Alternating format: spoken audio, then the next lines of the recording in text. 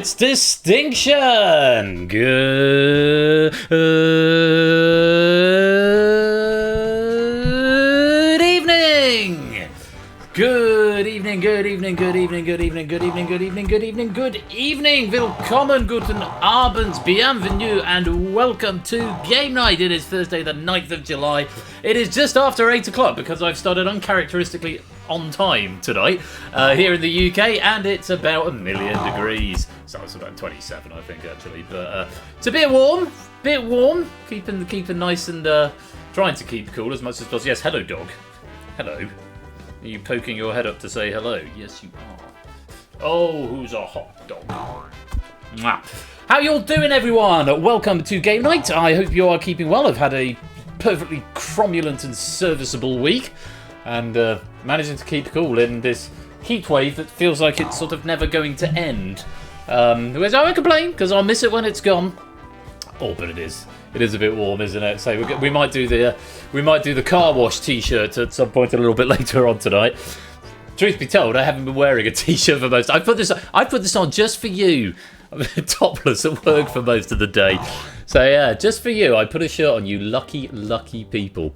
Anyway, I hope you're keeping well. Let me say hello to you all. Who have we got here tonight? We have got good evenings for the Clement and JR, Lewis and SJ. Good evening, Soda, Espion, Matt the Sprat, Epic Galleon Shapes. Hello to Lupine, Conradlac, Samston, Paulister. Hello to Green Day, still got Proogs and Puzzle Dan. Good evening, AP Me, Shadowmane, Colin, Fetz, Davidovich, Flyboy, Woollyback, Natter, Dogfish, and anyone else who is lurking, loitering, and lingering in the chat. You are all most welcome to be here. Thank you so much for joining me. Matt the Ref, welcome to you as well. Welcome on in. Before anything else happens, here's a message from our sponsor, Fluffy Bunny. Oh, hello. Hit the microphone. Topless Distinction. Channel 5 will snap it up. Sure, they would. Thank you for the 30-month subscription there, Fluffy. Most grateful to you. Yeah, maybe I could branch out. Topless Distinction. I'll lose my Twitch channel though. I've grown quite accustomed to my Twitch channel. I don't want to. Oh, did I? Are you not there, Green Day? I said Green Day. Good evening, Green Day. There's a special good evening for you if I missed you out. Apologies. I may have jumped over you. I'm reading down the list. Anyway, what have we got tonight? We have got a triple bill of trivia for you this evening, this Thursday night. Yeah, possibly.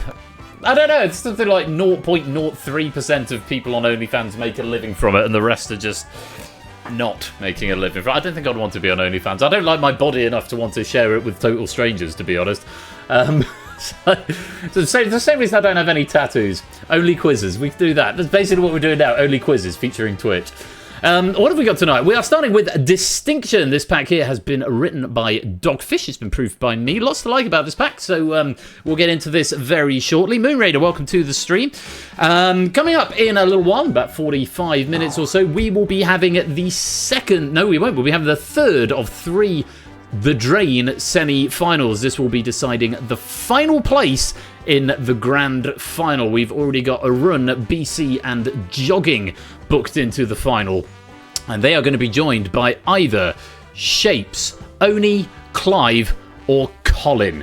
Who will emerge victorious? You will have to wait and see to find out, with the final taking place a week on Saturday with the season finale. That's coming up in about 45 to 50 minutes time. Might be a slightly late start on that. I know one or two of the players are at work, have work commitments, so we will wait for them because it was a known quantity, but there might be, depending how long Distinction is, there might be a little bit of a delay in the next commercial break. But do stick around because that's sure to be a really good match.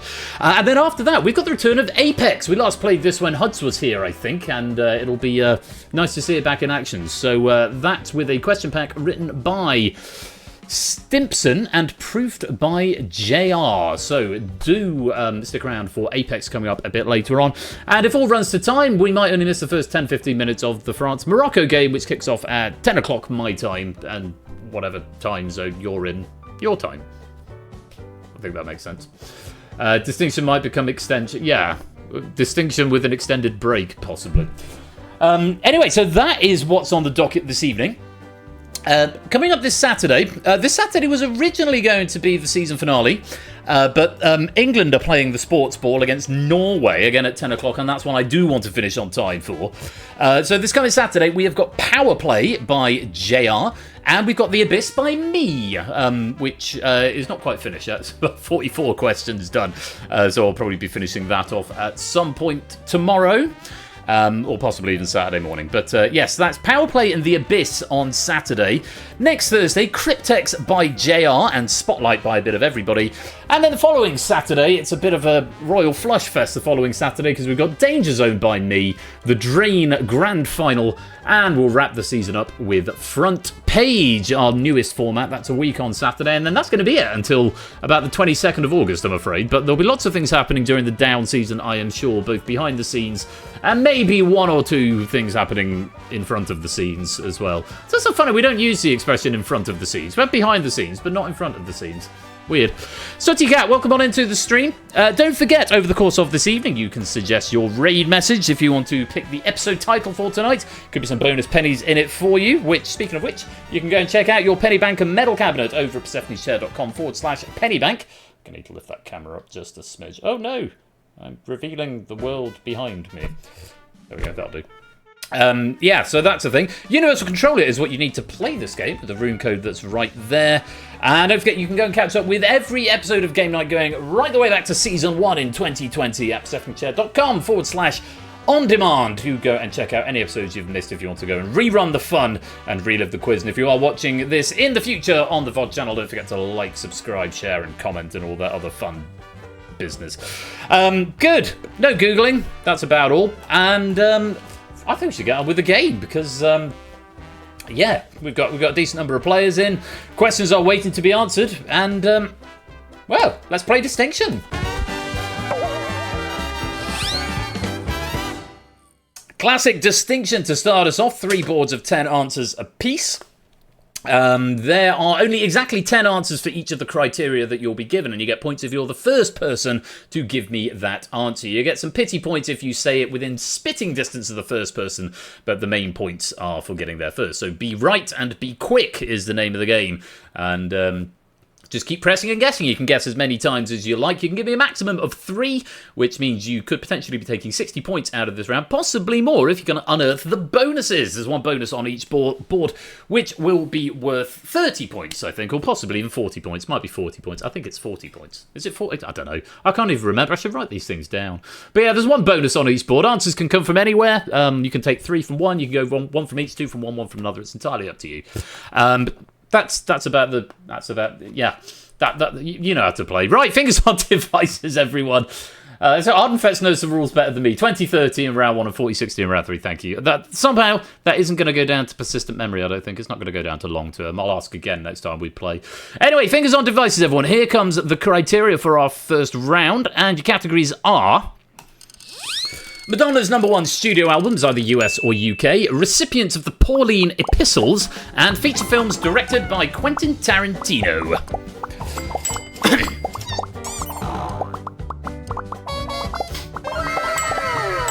There's 2 bonuses coming out in quick succession there. There's still a bonus on the Tarantino board. Oh, it's the other one. It's the obscure one. There it is. Well done, Sam, picking up Death Proof there. 4 more Madonna albums over on the left. We've got 3 epistles that we're missing in the middle. And just 1 more epistle now. And still missing some of those Madonna albums. What have we got? Like a Virgin, True Blue, Like a Prayer, Ray of Light Music, and American Life so far. 4 more to find. Made that 3 more to find. And still a Pauline Epistle that we're missing. But I think we may be about to find out what it is. Well done to Ardenfetz finding Philemon. And last couple of seconds. 2, 1.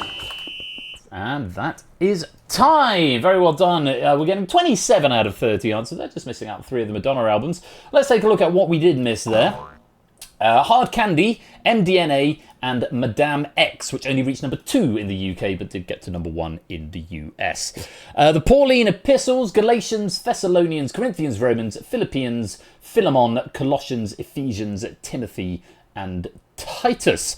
There are technically 13 Pauline epistles, but obviously we're ignoring the numbers, so there was 1 Corinthians, 2 Corinthians, and was it Colossians? 1 Colossians, 2 Colossians, or anyway, there were a few. Hebrews doesn't count. This is when I proved this with Dogfish. I was sure Hebrews was a Pauline epistle, but apparently it is not considered as such. It's generally considered not to have been written by St. Paul.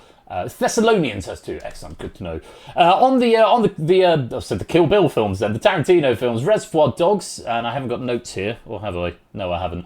1992, I think. Pulp Fiction 1994, Jackie Brown 1997, Kill Bill Volume 1 2003, Volume 2 2004. They were released as 2 distinct films, though we haven't got Kill Bill: The Whole Bloody Affair up there. I think that's been officially released now.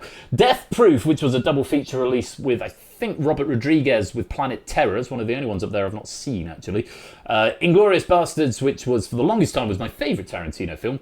2009, Death Proof 2007, I think, Django Unchained 2012, The Hateful Eight 2015, which is now my favourite Tarantino film, and Once Upon a Time in Hollywood in end of 2019 or beginning of 2020, end of 2019, I think, and is overrated. Didn't enjoy that one. Hateful Eight, definitely worth your time. Inglourious Bastards, definitely worth your time. I started watching Jackie Brown. I got about an hour into Jackie Brown and sort of didn't really like it. But yeah, I think Death Proof is the only one I've not seen out of those. Anyway, that is the end of the round. Let's go to the VR headset of news and check out the scores. Fluffy, welcome to the stream as well. Let's take a look. Quite a few people yet to score there, but still plenty of questions to come. Root Canal, Alex, Prudes and JR all starting off with 5. Likewise, Galloping Mind Foo, Fluffy and Conrad all on 5. Flyboy's got 10, Shadowmain and Paulister on 20. Green Day's got 25, Matt and ABME on 30, Ralph, Natter and Ben on 40. And our top 6, Toot on 45, Shapes, Clement and Fetz, a 3-way tie with 60 apiece. Woollyback with 70, but it's Sam who's in the lead with 80. Was that 2 bonuses, Sam, or was that just lots of answers not quite in the know, or someone finding the answers just before you? Either way, good play. You have got the lead. Can you hang on to it? We will find out in due course. Anyone else want to come join the game? Now is the time to do it. There is the universal controller. There is the room code. And if no one's come to join, I'm going to have a sip of cider. Thatcher's Haze. It is Thatcher's Haze. It's not an invisible can. It's just green. So it doesn't show up on the green screen. Let's play on round 2. Okie dokie, we've got 5 answers on the board here. And the objective of this round is to give me the rarest answer. And by rarest, we mean the answer that fewest of your competitors or your colleagues are going to say. So if the question is, I don't know, name a colour on a Rubik's Cube, which it won't be because obviously there's 6, you have to think of the one fewest people are going to say, which would probably be orange.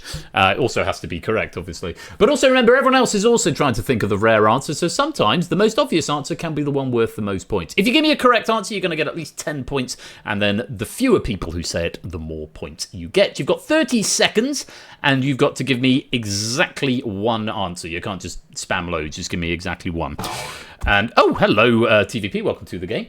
I will add on this, to qualify for this list, a name must have been on the England and Wales boys' names list in 2024 at least 10 times.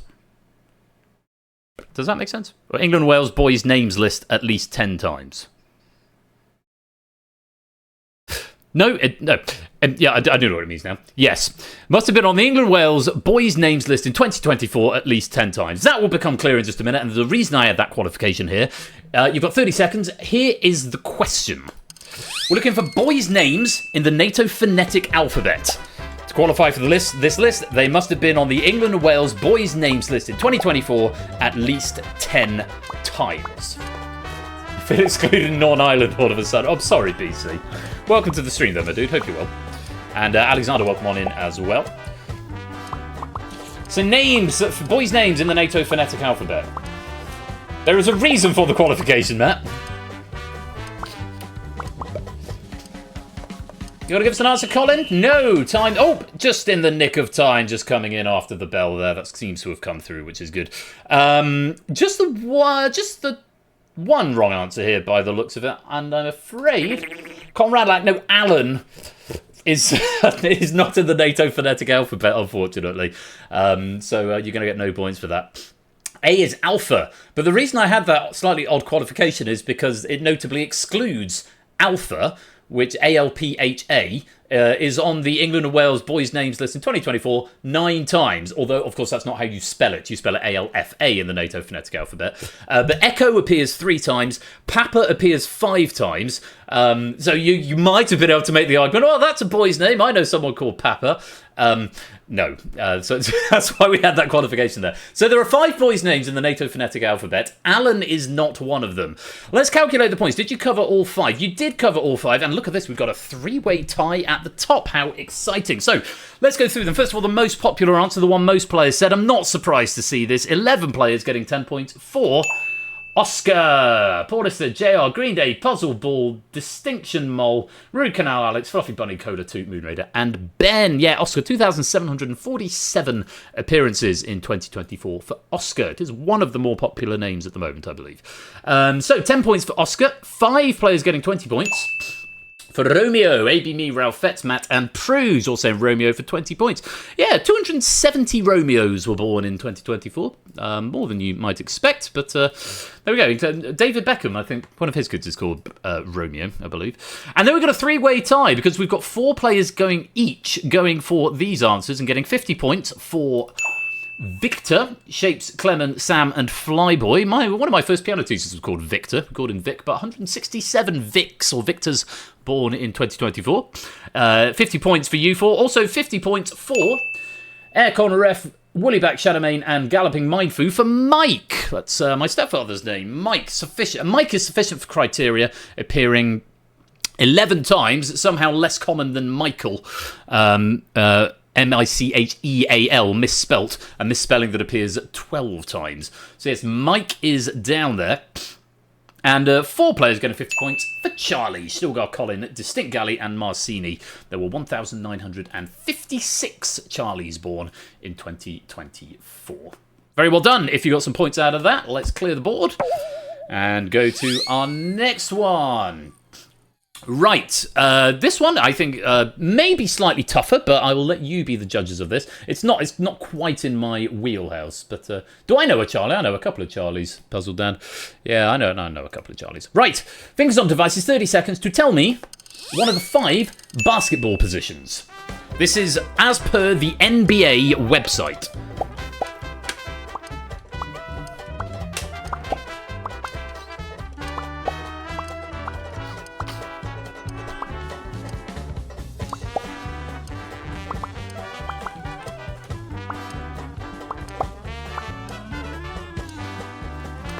Okay, last few seconds.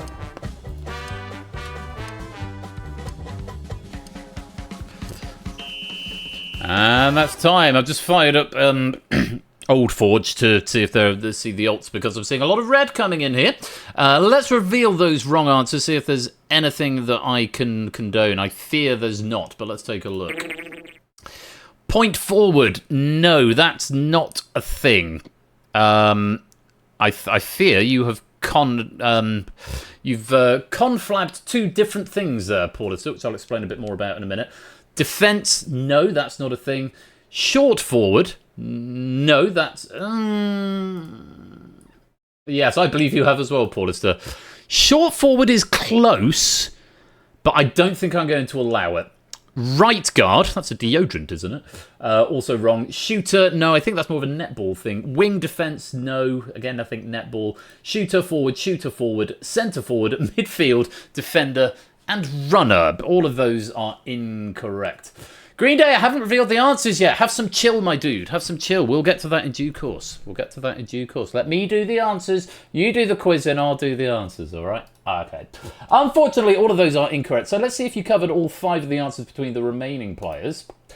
You did not. So we have got a distinct answer in here. Let's go through them in order of popularity, starting with 20 points for the 6 players who said point guard. Shapes, Stilgar, JR, Conrad, Fluffy, and Ben. A.k.a. The One. We also accepted point on its own for that one, point guard. 5 players getting 30 points for power forward. AB me, Sam, Jogging Toot, and Moonraider for power forward, aka the 4. And we did not accept anything else there. Power forward. So I think we had a point forward or a power guard in the answers, which unfortunately is conflating 2 of them. 3 players getting 40 points for centre. Matt, Cola, and Flyboy, aka the 5. We also accepted pivot and big, either spelling of the word centre. And just 1 player, well done Green Day, getting small forward. Very well done, aka the 3. No alternatives there. Very well done for 50 points. The one that everybody missed there, shooting guard, aka the 2. We also accepted 2 guard and off guard. Bad luck on missing that one, but very well done to Green Day, picking up 50 points there. Let's clear that puzzle down. And Silent Marine, welcome to the stream. Another board of 5 right here. I quite like this one. It's not as hard as it maybe looks on the surface. Well, I didn't think it was anyway. But this is the one that has got some alts with it, let's say. So, 30 seconds to tell me one of the sections of the human spinal column. Either technical language or maybe something more generic. Who knows? I don't want to give too much away. Got a section of the human spinal column.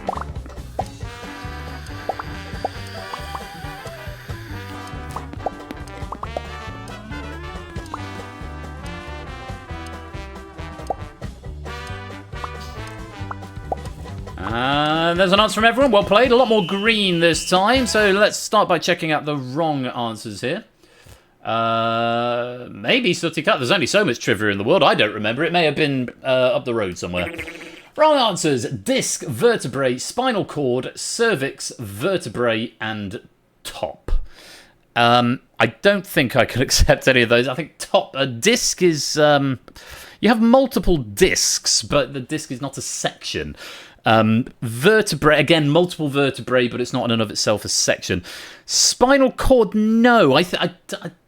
Maybe it's known by that, something else, but it's not one of the answers I got here. Cervix, I mean, you're close, but it's sort of in the right region. I think the cervix is something quite specific. Oh, actually, hang on a minute. Let me, Dogfish, are you here? I'm just going to check something with Dogfish, because I'm the proofer here.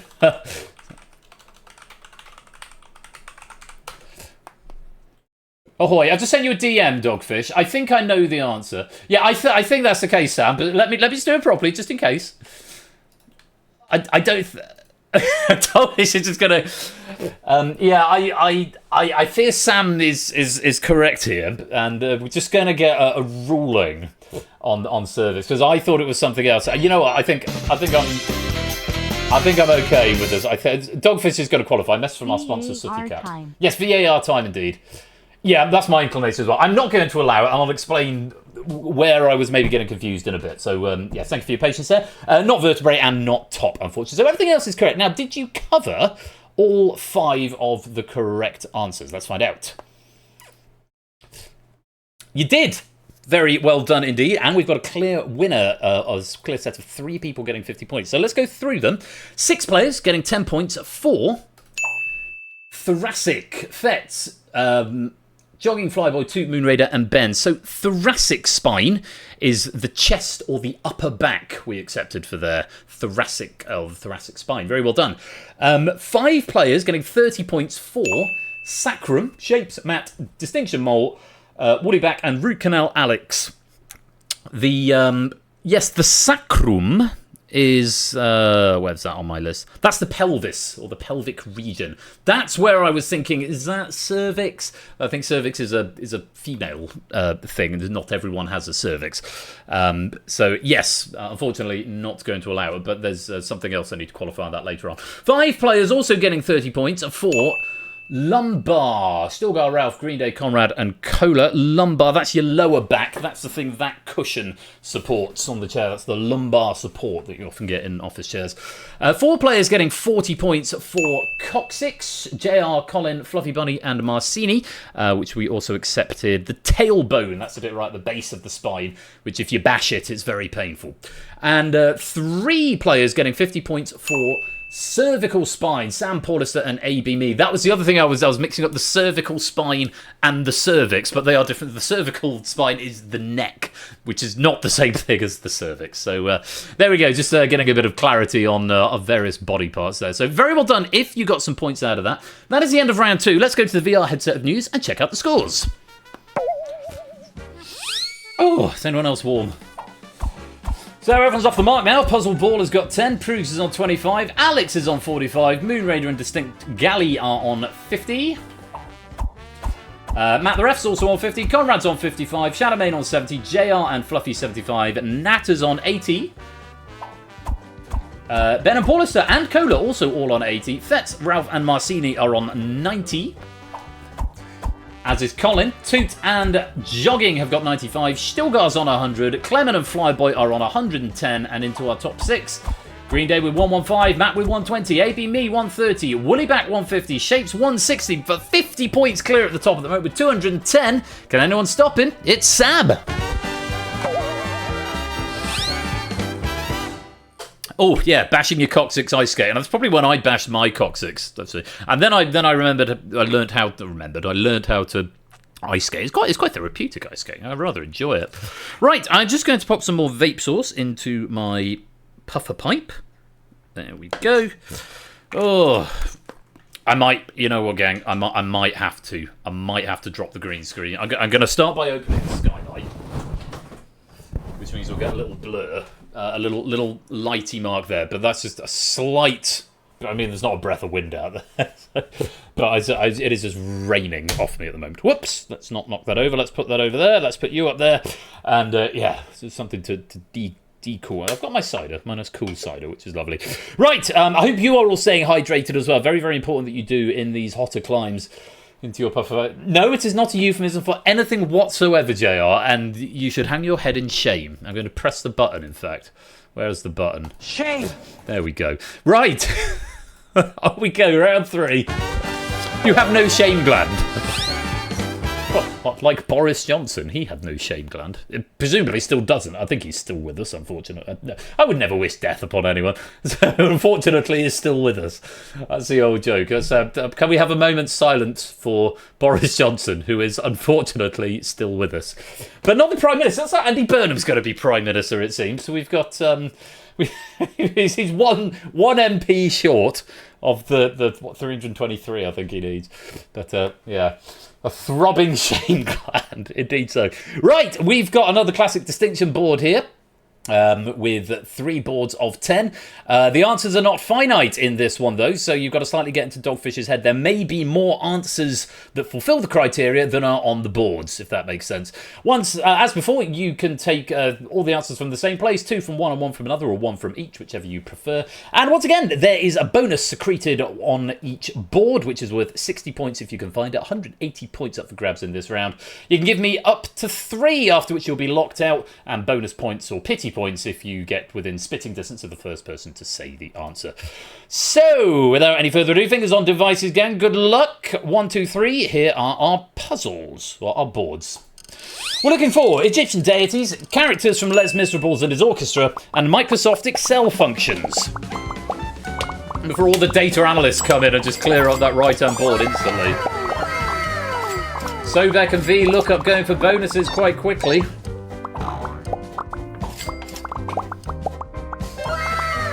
And Gavroche taking the 3rd bonus. Well done there, Colin. Right, 1 more Egyptian deity over on the left. 2 more now characters from Les Miserables and his orchestra. And we've still got 4 Excel functions to do. You might notice those Excel functions look somewhat alphabetical. That might be an extra clue for you. Likewise, the Les Miserables characters, and I think these are all alphabetical order. So, yeah, I didn't tell you that explicitly at the beginning, but might be a hint to get to those missing ones at the end. Last 10 seconds if you're quick. Bloody hell, Shadowman. Great answer. And that is time. Nothing coming in. Oh, nothing coming in the grey side. Just missing the 3 answers. You've done jolly well there. Clearing up all of the Egyptian deities. Just missing one of the Les Miserables characters and a couple of the Excel functions. Those missing answers were Grantaire. I've not seen Les Mis, so I don't actually know half of these characters. And Indirect and Lower. On the deities, by the power of Ra Mut Knum Ptah, you're playing with the big boys now. So there's most of those I'd heard of, but certainly not all of them. So very well. Kepri. That's a great pull there, Shadowman. Very well played. From Dogfish, I have strong opinions, both S and O capitalised, on the fact that there is no canonical list of the main cast, since this is a lovely 10-list TT. So, yeah, there is no canonical list in Les Miserables and his orchestra, but I've just written for the note on Javert. I've just read, and I'm Javert, as my host note there, in case there is any doubt who he was. He's Javert. Do not forget his name. Do not forget him, 24601. Thénardier. Don't ask how many headaches two with the same name causes. Yeah, we have Thénardier, of course, there's Madame Thénardier and Monsieur Thénardier, who counted as a single character there. I don't really do Excel. I try not to even do Google Sheets as much as I can. Indirect and Lower were the 2 missing answers there. But very well done. You've cleared most of the answers up there. Let's go to the VR headset of news and find out who is going to be in our final tonight. Osiris and Aphis, you are Javert. Let's take a look. Dan's got 10, Proog's on 35, Gally on 50, Alex on 60, JR 75. Fluffy's on 80, Natter and Moonraider on 90, Jogging and Marcini 95, Conrad's on 100. Matt's on 100 as well, Coda 125, Matt and Ralph on 135, still got 145, Clement on 150. Yeah. I said, if I can help it. Besides, we're moving away from that. More on that later. More on this at 11. Flyboy and Colin and Shadowman with 155. Green Day's got 160. Paulus to 165. AB Me 170. And our top 6, Toot with 185. Woolly Back and Ben tied up with 190. It's Shapes into third with 200. Fets in second with 240. But with a 90-point lead of 330 points leading into the final. And possibly putting himself in a good position. It's Sam. It's pronounced Thénardier. Well, thank you for using up a raid message on that one, Proogs. Thénardier. Well, those are our finalists. Sam, Shapes, and Fets. So, very best of luck to you. If you're not in the final, never mind. Bad luck. Thank you for playing. And you've still got a very important job to do in this final round. So don't go away. But our 3 finalists are going to be the gold, silver, and bronze medalists, but not necessarily in that order. I mean, it's quite likely, but it's not impossible. It depends how we all play in this coming round. So I think without any further ado, let's go to the distinction final. And there we have it. Sam with 330, Fets with 240, and Shapes Be Me with 200. In a minute, each of these players are going to give me 2 answers. We'll go left to right and then right to left, and they're going to try and keep their scores. I'll tell them all the rules in just a minute. Before that, our audience players, if you didn't make it to the final, you've got an incredibly important job to do. Because I'm going to ask one more question. You've got 60 seconds to type answers to your device, and you can give me a maximum of 5 answers. Okay, a maximum of 5. Give me as many as you can, and my advice is always go for the rare ones first and then the obvious ones later. Rarer answers, i.e. the fewer people who say it, are worth more points. And of course, there is still a lobby medal available for our highest scoring non-finalist at the end. So, that's all I'm going to say, and there will be a pre-read, which I will pre-read before I go to my finalists properly, but I will read during the question being open. So keep an ear on me, chat, if you're in this game, in case you're wondering why an answer may or may not have been accepted. And good luck. 60 seconds to tell me countries that have a coastline along the Mediterranean. By country, we mean either a UN member in their own right or a non-member observer state. Overseas territories are not considered part of their sovereign state. End read. So, countries that have a coastline along the Mediterranean. And spelling will count. That's why that one didn't get through. Right, Paulus has got 5. Not wasting any time there. BC's got 5 as well. You've got about 30 seconds to go. Woolly Back, Fluffy both finding 5. Matt the Ref finding 5. Lupine finding 5. Natter, Toot, Colin all finding 5. Conradlak, Clement both getting 5. 10 seconds now. Cola's got to 5. Alexander, Jogging has got to 5. AB Me, Green Day, Flyboy. Any more for any more? TVP, Proves. And that is time. Very well done. Lots of answers coming in there. Okay, so for our finalists, your objective now is to say the answers that nobody else said. For every player in the audience game who said it, you lose 5 points from your total. If you can tell me an answer that nobody said, then you keep your score. We'll do 2 passes, left to right, then right to left, and whoever's got the highest score at the end of the round will be our gold medalist. In the event of a tie, then it will be broken based on the order you came into the round. So Sam with advantage over Fets, and Fets with an advantage over Shapes. Hopefully that makes sense. So, a reminder, I'm looking for countries that have a coastline along the Mediterranean, and by country we mean either a UN member in their own right or a non-member observer state. Overseas territories are not considered part of their sovereign state.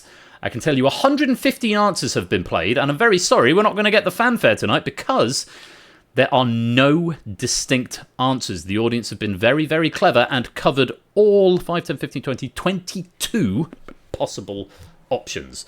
So 22 to choose from. 115 have been played. None of them is distinct. So you've got to go for correct answers and the ones that fewest people said. Right, you all know the rules. Good luck to you all. Sam, first answer, please. Starting with Tunisia. No drama there. Tunisia is absolutely right. Definitely has a coastline along the Mediterranean. How many players said Tunisia? Quite a few, actually. 10 players going for Tunisia. You lose 50 points. You still got the lead, 280, and it is a correct answer. If you give me an incorrect answer, by the way, you lose the maximum of 100. Probably should have said that. But a good, solid start there, Sam. Fets, first answer, please.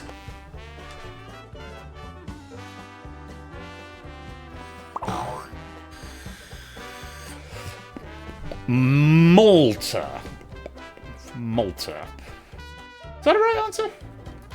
Yeah, of course it is. Malta's on the Mediterranean. How many players said Malta? 7 players said it, losing 35 points. You are still in second, but only by a whisker. Shapes with an extra answer to give, of course. Shapes, first answer, please. Libya. Is that right? Yes, Libya, absolutely bang on. How many players said Libya? 8 players going for Libya, lose 40 points, and after the first pass. Sam's on 280, Fetz is on 205, Shapes is on 160. Not a huge amount of difference, but we've still got to give correct answers and try and get those scores as low as possible. Shapes, second answer, please. Monaco. Yes, absolutely right. How many players said Monaco? Just the 3. That's the best answer we've had so far, losing 15 points down to 145. We've got to hope for Fetz to make an error at this point. Fetz, second answer, please. Well, not we. Shapes has got to hope for Fetz to make an error at this point. Has he done so? He's gone for Morocco. Is that a right answer? It is a right answer. How many players said Morocco? Ooh, we just stay ahead, losing 50 points. 10 players said Morocco, down to 155. And it's going to be a silver medal. Sam now guaranteed the gold. The last answer is largely superfluous. But let's see if we can get lower than 3 or fewer than 3 players, Sam. Turkey, thank you for spelling it correctly. Is that a right answer? Yes, it is. We did accept either. In fact, I think the display answer was actually spelt the old-fashioned way. But yeah, Turkey. How many players said Turkey? Just the 5, losing 25 points. And at the end of 2 passes, it's a bronze for Shapes with 145. It's a silver for Fetz with 155. But with an entire wrong answer in hand, 100 points ahead with 255. Your champion of distinction tonight is Samster! That is the first time ever we've done an entire 2 passes in a single loop of the bed. The bed's about 2.5 minutes long. It normally takes 1.5 to 2 times through the bed. That's why I was slightly padding out the phrasing at the end, because I wanted to tie it exactly with the end of the bed. So very, very well done, Sam. That's a colossal score. For our audience players, you'll want to know how many points you got, and we need to find out our lobby medals as well. So let's go through all the answers. Egypt was the most popular answer. 12 players each getting 2 points for Egypt. 10 players going for Morocco, which we had earlier on from Fetz. That's worth 6 points. 10 also going for Tunisia, worth 6 points, which we had from Sam. 9 went for Spain, which is worth 8 points. Well done if you gave me Spain. 8 going for Libya, which we had from Shapes, worth 10 points. 7 going for Malta, which we had from Fetz, worth 12 points. 6 going for Croatia, worth 18 points. Good answer if you gave me Croatia. 6 also going for Cyprus, worth 18 points. And 6 going for France, worth 18 points. 5 went for Israel for 22 points. Good answer there. 5 went for the Republic of Turkey for 22 points. 4 went for Greece. I would have thought Greece would have been a lot more popular, but 30 points if you said Greece. Very well played. 4 went for Italy for 30 points. Here it's very nice there. 4 went for Lebanon, 30 points, getting into the slightly less trip-off-the-tongue countries now. 4 went for Palestine for 30 points. I'll qualify in a minute about that. 4 going for Palestine for 30 points. 3 going for Albania for 36 points. 3 going for Algeria for 36 points, finishing off the Northern African countries. 3 going for Monaco, which we had from Shapes for 36 points, was the best answer amongst our hot seat players, or amongst our finalists. 2 going for Montenegro, great answer there for 40 points. 2 going for Slovenia, one of my favourite countries in Europe, also worth 40 points. Good answer there. Piran is on the Mediterranean coast. Absolutely beautiful little town. Just 2 going for Bosnia and Herzegovina for 44 points. Bosnia and Herzegovina, who failed to knock America out of the World Cup the other day, but who came in to clear up the mess? Was it Norway? No, it wasn't Norway. I forget now, but well done, whoever it was. And just Fluffy going for Syria for 44 points. And I think that completes... It was Belgium, of course it was. Thank you. Completes our answer. So, just to clarify for any politicians amongst us, Northern Cyprus is not a non-member observer state, but Palestine is, which is why we didn't count Northern Cyprus, but we did count Palestine. That's why we had that extra qualification in there, because Palestine is not recognised as a UN member state, I don't think. It also what it excluded Gibraltar as well. Because that's a British overseas territory. Good stuff. Good answers all round, and we no distinct answer in that final. So very well done, audience. Only welcome to the stream.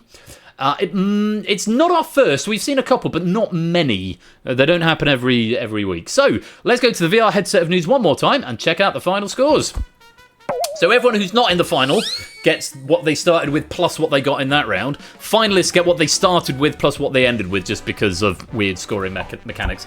So we've got our gold, silver and bronze sword. Who's going to get our lobby medal? Dan with 36, Galley with 80, Moon Raider with 90, Proogs 121, Conrad 144, Matt the Ref also 144, JR 145, Marcini 163, Fluffy and Alex with 166, Nata with 172, Matt with 191, Shadow with 193, Ralph 205, Jogging 207, Cola 225, Paulista 227, Stillbell 229, Flyboy 231, Green Day 236, Colin 249, Clement 252, AB Me 270, and into our top 6. Woollyback 282, Ben 300, Shapes with the bronze 345, Lobby Medal finishing ahead with just by 2 points. It's 2 picks it up with 347, Fets with 395, but it's possibly a world record. Gold medal and 585 points. Congratulations to our gold medalist tonight. It's Sam! Absolutely in the bastard bin with that. Yeah, that's quite warm. Joggy, welcome to the stream, my dude. I know you've been here a while, but you've only just chatted. Good game, good game. Dogfish, thank you very much for a lovely set of questions right there. Enjoyed those very, very much indeed. Enjoyed proofing them, and I do hope that you enjoyed playing them, gang. Now, it is 8:45, and I believe... we need to give a few minutes to wait for one of our players who is at work until 9. Hopefully they'll be within the next 10-15 minutes. So I'll just go onto the BRB screen and say I started annoyingly on time, and I've got through distinction rather quickly. So there might be a slightly extended break. Can I rustle anything up in the interim? I mean, I could. Do I want to show you New Forge? Spontaneous. Do steeplechase spontaneously. Also, it's all Twitch chat and stuff. No, I don't want to get steeplechase out. No, I don't think it's built either. It's a Unity game, an in-editor game. Q&A session. Do you want a quick Q&A session while we wait? The message from our sponsor, Sooty Cat. Maybe let Emily do it. Emily do what? What? The steeplechase? No. Thank you for the 100 bits, though, Sooty Cat. I could show you a new thing. That could be fun. Anyway, look, I'm going to roll the credits and then I'll decide what I'm doing. So thanks again to Dogfish for a lovely pack of distinction. Congratulations to Sam and all our medalists. I hope you've had fun playing it. I'll be back in some way, shape or form after the credits and I'll see you then.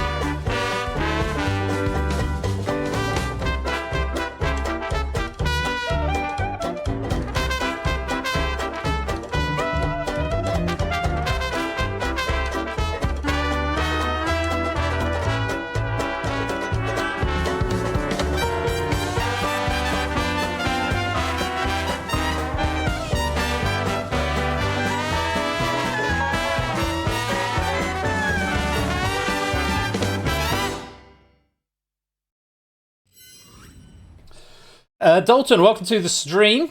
I was taking this opportunity to go through a few raid messages there. So let me kill distinction if that's all done. Yeah, lovely pack there. Nice start to the stream and running annoyingly on time. I could show you a new thing. So I've been building rebuilding QForge in web. I haven't got that browser open. I can show you on my tablet actually, because it's now an app. Right, check this out. Oh, I haven't put it onto the desktop yet, like an absolute amateur. Right, give me a minute. Add to home screen, that's what we want to do. Yes, rather annoyingly, it's the white logo though, but rather than the black one. But if I zoom in real close with the tablet, it's a bit blurry, but I promise you that is the QForge logo, and that's on an iPad. So, yeah, this is coming out soon. Oh, of course, I've not signed in yet because it's now on the desktop app version. Yeah, fill that username. Right, because it's all Google shit. Fill password. That looks like the right password. Okay, now I've got to go to YouTube to verify that it's me trying to sign in on the same device. I've now done that. Yes, it was me. Right, there we go. So this, and I'm going to make sure I don't accidentally click on my Abyss pack that I'm still writing there.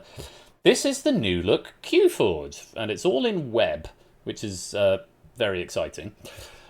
Which means if you're out and about and you get an idea for a question and you're on your phone, you can just note it down, which is great. If I try and I'm trying to demo this really badly. If I go new pack, you see I've got all my formats there. I can pick from, so let's say I'm going to write for the pyramid, create pack, and then we've got a lovely interface. So you go add question to main game, and then you can tap it, and then it's just better. Yeah, what I'm going to do, rather than trying to model it here, there'll be a proper documentation about that coming out soon. I do have OBS with window share, but I don't have that window open at the moment. I don't have that Chrome window open. Yeah, it's taking shape. It's nearly there, basically. But one of the great things about this, because any writers amongst us, you know, I always send out that Google form and say, what do you want to write for this season? It now all happens in the same app. You've also got season overview, so you can see who's writing for what and see what streams are coming up, all in the app.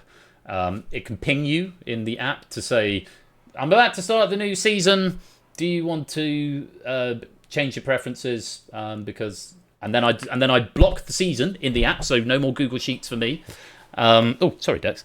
And then it comes through the proof. The proofers will all access it through there, and the proofers will only see the packs they're proofing. And the best part is that there's now live editing between proofer and writer. So if a proofer makes changes to your pack, you see the changes reflected, and you can like say, "Oh, I'm not sure I agree with that," or "Have we thought about that?" So you can have proper collabs with the proofer. So it's going to be so much more usable, and it's going to be what QForge 1 should have been, and it's all web based. So there's no. So Mac users, you're no longer in the dark on this. Linux users, you'll be able to use it, and because it's just a web application, you can do what I've just done there, which is put it as an actual app on your tablet without having to go through the App Store. It's dead simple, and then it just loads in its own little browser thing. It's just a Firebase database in the back end. It's just backed against that. And then it will download straight to a target directory of mine, so I can keep it open there, click download, and then just load everything in through the operator. All the formats are built, all the converters to get them to graphics readable are built. I think the last thing on my to-do list is actually to deploy it to its permanent home, because at the moment it's just on Firebase, but it's going to go to Vercel. You still use a PC. One of the longer term jobs is actually to put an importer, so if you've got like old legacy packs that you want to bring back in so it's all in one place, then you'll be able to import your old packs in and have all your things in a central database. So it's really good. It's genuinely a lot better than QForge 1 and will make life much easier. So no more Google Sheets, no more Google Forms, everything through a centralized app, which is great. It's going to make my life much easier as well. So note, Spotlight is all through the app as well. It is handled differently from my end because Spotlight still uses a local database on my machine. So it's still not directly pulling them down from Firebase, but again, one of the stretch goals is to building Google Drive integrations so that it can be exported to like a CSV in Google Drive or something. So that's on the stretch goal, not happening immediately, but will be happening. You won't need to do that anymore, Roni. Trust me. You won't need to do that anymore. I still don't like doing web development, to be honest, Colin. I'm still much happier in C#, but yeah, it's the right solution for this, and on a long enough time, I may have some wider application, let's say. So I'm looking forward to sharing it with you, and say it's been out with a few people already. Oh, people are pinging me in the QForge channel. How exciting! I mean, you can keep it if you like, Alex, but it won't be being used anymore. It won't be maintained. WebGuts was by authorities. I mean, it wouldn't get restricted by authorities because it's a self-hosted application. It's just on my GitHub and then deployed on Vercel. I'm not quite sure what the issue with that is. But what you have got, if you're worried about that, there is a download button. So if you want to keep backups of your question packs, you can go download full pack and keep a local. I'd encourage people to do backups anyway, but you can keep a little local repository of them. So once you've written it, download it, and then it just downloads it as a JSON file, and all the information is there. So there's two different downloads. There's download the entire thing, which captures everything, which is what QForge reads, and then there's a graphics download, which is just the what the graphics packages read. So yeah, it's just one of the games of us. Look, I'll roll it out and I'll answer more questions then. But yeah, it's a very, very quick sneak preview. It's looking quite nice. It's got dark mode, light mode, high contrast, and default, which is the Game Night Blue and Gold. I'm actually using high contrast at the moment because I think it pops really nicely. I had to do a light mode. No, some people like light mode. Actually, as light modes go, I think it looks quite nice. The drop shadows look really nice. So Anyway, hydration break, I think it is 5 to 9. So I'm hoping our players are going to be with us in the next 5 to 10 minutes. So if the Drain semi-finalists could start to make their way towards the green room, Lewis will be there to sound test you. I'll come in and meet you shortly. We'll have a quick hydration break. I'm going to grab another drink. Encourage you to do the same. Please do stay hydrated. I'll roll some adverts, and when we return, we will be having the third and final of our 3 Drain semi-finals. It's going to be a very, very interesting game. I'm looking forward to seeing who's going to emerge victorious. That'll be coming up in about 5 or 10 minutes' time when Game Night returns. Don't touch that dial. We'll be right back.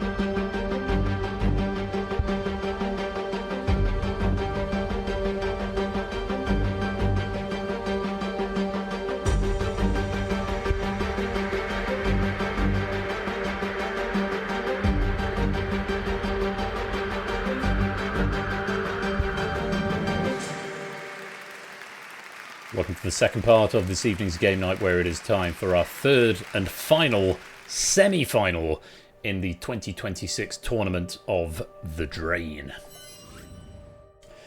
This is the penultimate match in this tournament, and it has been a very exciting tournament up to this point. 4 more players await, having succeeded in the league phase, to fight for their chance for a place in next Saturday's grand final. Already in that final is a run, BC and jogging. 1 seat remains, and one of these 4 players is going to take it. Let's meet them. We got Shapes. He's a 44-year-old admissions administrator from London in the UK. Good evening, Shapes. Good evening. Very nice to have you with us again. How are you bearing up in this heat? God, am I bearing up in this heat? Use your words, Shapes. Yeah, as I know, London gets it. Tends to be one of the worst hit places in the country when we have these freak heat waves, doesn't it? So it's Yes, just about. And I should point out again, you are sounding quite quiet. I think it's the same thing we had last time. Right. My mics, I can put my mic up to, I was at 95, I'm now at 100. Can I boost myself any further? Oh, you're also at 200% at my end, so I'm going to put you down to something more respectable like 125, which means you might be about to get quite quiet for me. Let me continue this interview, and we'll see if we can resolve the sound issues by telling you that you've had 2 firsts, so 2 lots of 10 points. Lowest seed of the 4 20-pointers is what I'm being told here. So there are 4 players who got 20 points. You were the lowest seeded of them. How do you think that stands you coming into this semi-final? I don't know, really. I think because we all only played 2 games, there's only so many different scores that you could finish on. So there was always going to be a few people clumped on the same score, and the sort of margins between sort of which position on the rankings you'd finish at would be like 1 or 2 questions worth of points in terms of the time during the game. Well, it's all to fight for a place in the final. Wish you the very best of luck tonight, Shapes. Thank you. We've also got Alex. He's 35. He's a bit of a mess from the grey bit in the UK. Good evening, Alex. Hey up. Nice to have you with us. And AOP's what they used to say in Tamworth. Are you from anywhere near there? It's normally whenever I go south, it's one of the train changeovers, yeah. Very good. How are you bearing up in the heat? Actually okay. My room has an aircon, so okay. But I was out today with the missus at pub.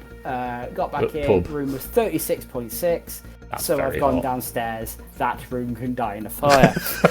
It sounds like it's not far off it, to be honest. Yeah. Now, Odie, if any of you would like some cheese, if you can just give me like a pint of milk at the end of this, you'll be able to have some. You had quite a relatively smooth journey to get here. A first place and a second place. 10 plus 7, according to my notes, although they also say 10 plus 7 equals 20, which I'm not quite sure is right. But 17 points. And apparently you recovered from a 0-pointer to win game 1. Twice. Twice. Because in the first one I was last one in between 3, I think it was me versus Stimpsons to take that spot. And then me and Ralph basically were just fighting each other. Was that the one where it went at light speed, drained? Yeah, I remember that one. That was a good heat. That was one I had to walk off after. Well, you've got a place in the semi-final. How do you like your chances? Honestly, no, considering that the reason I don't have 20 points is because of the person in seat 1. Because I got to the final against him, and he proceeded to hand me my arse on a silver platter. And tonight it's probably going to be a gold platter. Never know. Never know. Could be a grudge match for the ages. Wish you the very best of luck tonight, Oni. We don't know, but it's a pretty solid bet. Good luck to you. And we've also got Clive. He's 30 years old. He's the guy who makes the grinder sound. Live from the USA. But not close enough. How you doing, Clive? Oh, I'm wiped out. How are you? I'm okay. I'm a bit warm.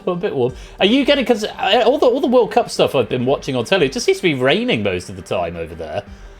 Oh, I wish. Oh, honey.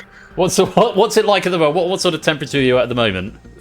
Mid-90s. What's that in real money? You know, for all my horrible Tiabunis over the years, I've never learned to convert to Celsius. Is it sort of low to mid 30s, mid to low 30s? It's 30 somewhere. Sure, it might be. But Solar Espion in chat telling us about 35-ish. That sounds quite warm. That does sound warm.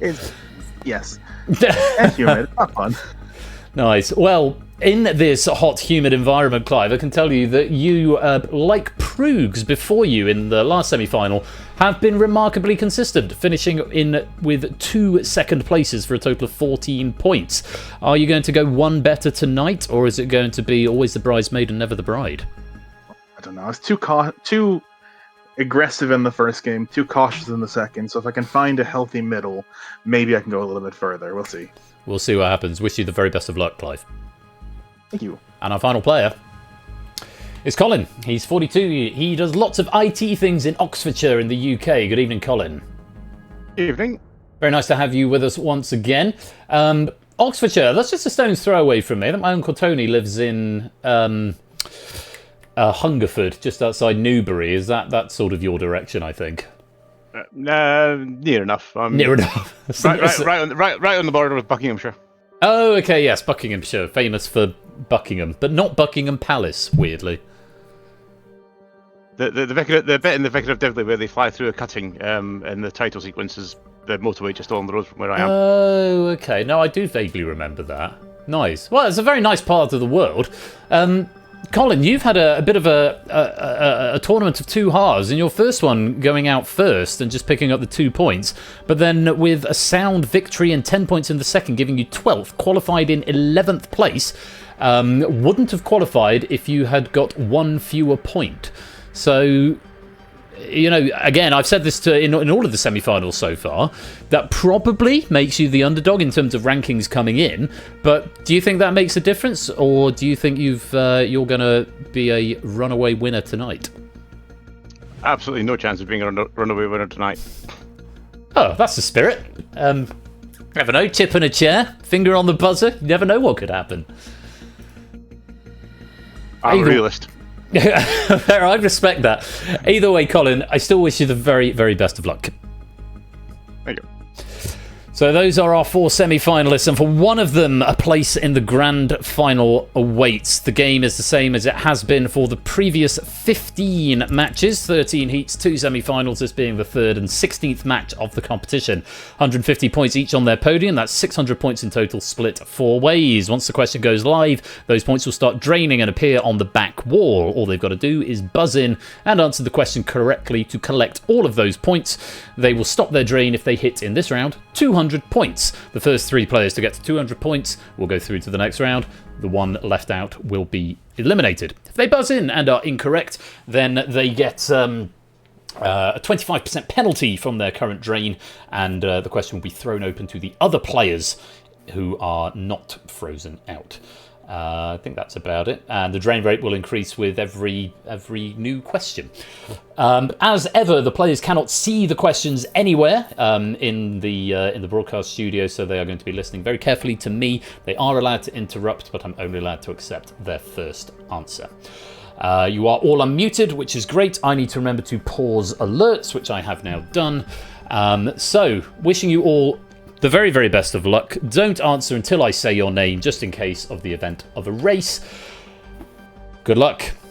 Let's play. Starting with this. Who is the current German Chancellor? Shapes. Olaf Scholz, no. Incorrect.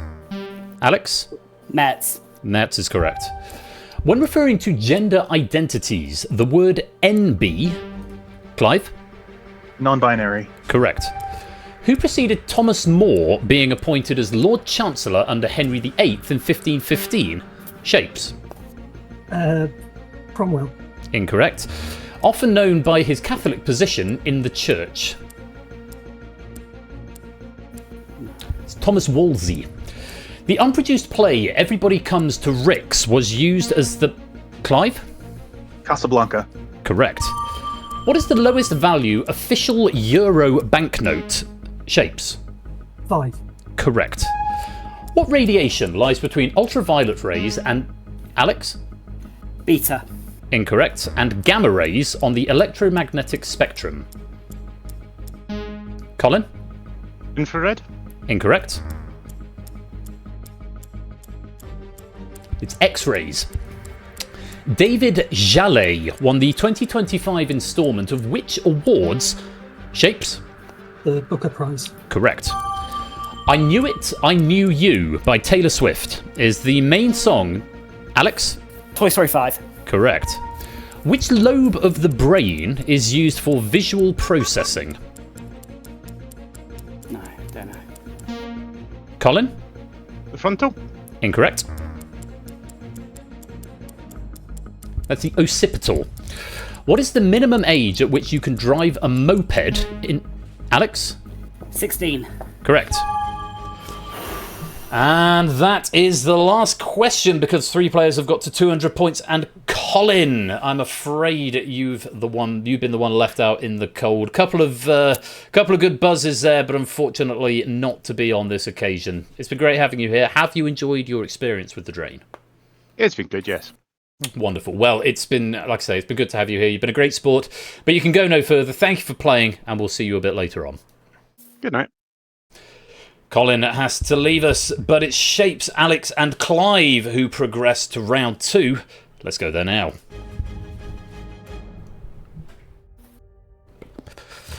Wasn't always a done deal. There was a lot of up and down with a lot of those scores throughout that particular round there. But here we are, Shapes, Alex and Clive. Let's redistribute those 600 points. 200 apiece now, chasing 300 as the qualification target.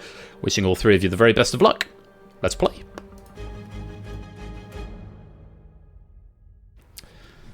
In the nursery rhyme One for Sorrow, what metal is 5? Shapes? Silver. Correct. Millie Alcock stars as the title character in which 2026 superhero film? Alex? Supergirl. Correct. What is Donald Trump's middle name? Alex? J. Incorrect. Oh, yeah. Shapes?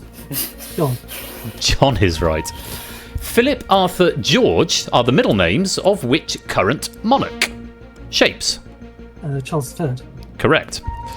What is the name of the traditional Japanese art of paper folding? Shapes? Origami. Yes, it is.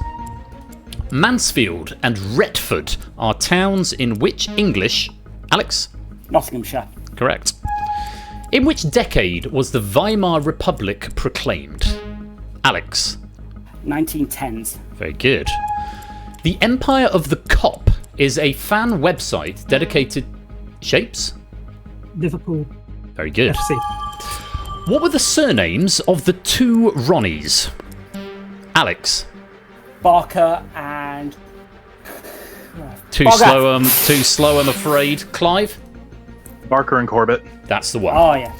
Aquafresh, Colgate, and Oral-B. Alex? Toothpaste. Yes, they are. What is the tallest building in Taiwan? Clive? Taipei 101. That's the one. Which German playwright famous for writing the Threepenny Opera? Clive? Bertolt Brecht. Very good. The Tajin incident and Cherry Blossom scandal were political events in... Clive? Japan. Very good. Fulfillingness First Finale, Inversions, and Songs in the Key of Life are albums by... Alex? Stevie Wonder. Yes. How many corners does a pentagon have? Clive? 5. Yes, it does. What 2023 RPG set in space was Bethesda's first new franchise Clive? What's it called? I can't remember. I'm going to have to buzz you out. In over 25 years. Alex? Is it Starfield? That's the one. Oh. In Chinese philosophy, a modern taijitu is made up of two elements representing yin and what? Alex? Yang. That's the one. Yang. Whew, that was scary. It's going a bit quick there. Oh, Clive. How the hell did I do that? You've run aground, and I'm afraid your journey ends here. It's been a great run, but unfortunately, we have to lose someone, and it has to be you. Have you had a good time? I've had a great time. Cheers, Ben. It's been a pleasure, and we'll see you a bit later on. Take care, Clive. Toodaloo. And with that, 2 players remain to go to the final round. It's very interesting. There was a lot of buzz and chat going on there. So we haven't had a huge amount of this series, but a little bit of buzz and chat. But you both got there. Shapes, Alex, 600 points shared between the two of you, 300 apiece. Target is now all or nothing. 600 points for all the marbles and a place in the Drain Grand Final with a run, BC, and jogging. Very best of luck to both of you. Let's play.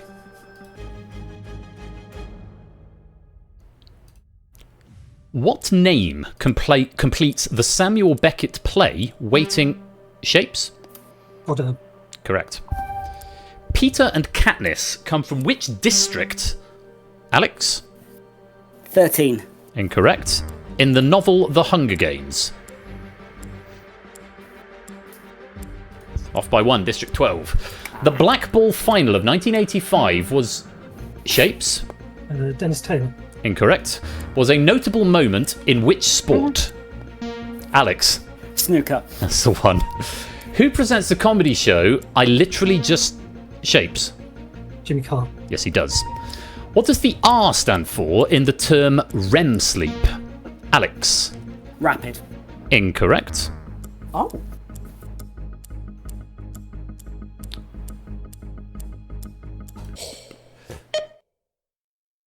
Right. I just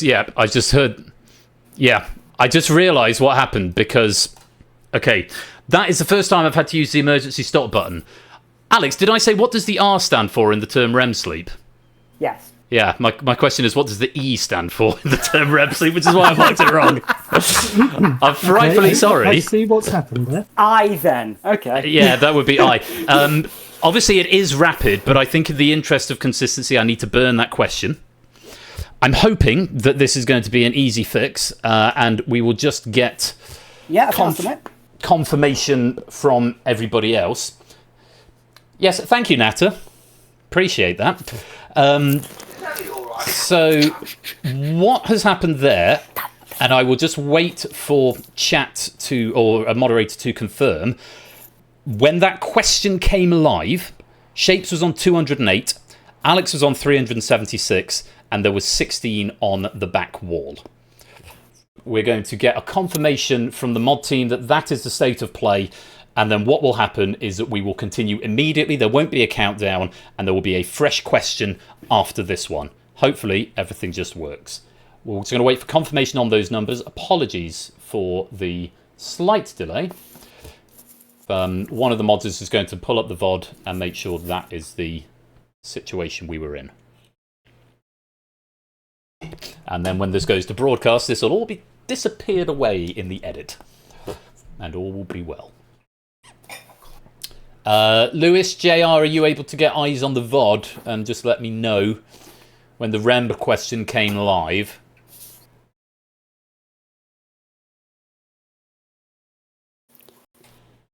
So the numbers are correct. Okay. So the audio in the background is I've had to go to the kitchen because my front room has crap Wi-Fi. Okay, fine. That's fine. Don't worry about it. The numbers are correct. That's the only thing I needed to know, really. So if the numbers are correct, then we should be good to continue.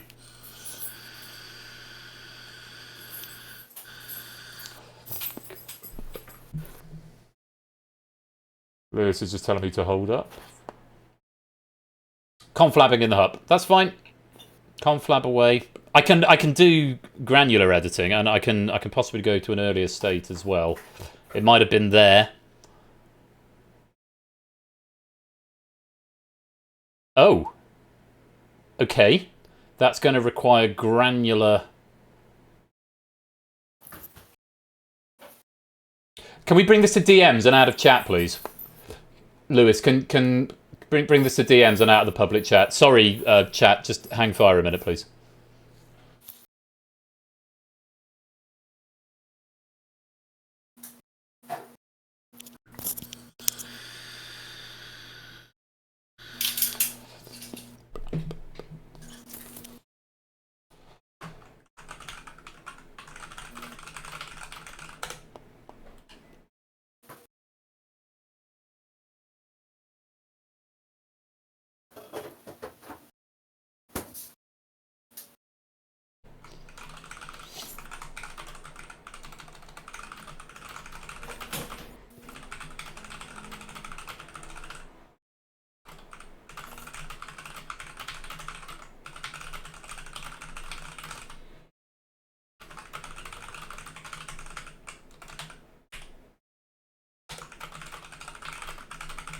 Right.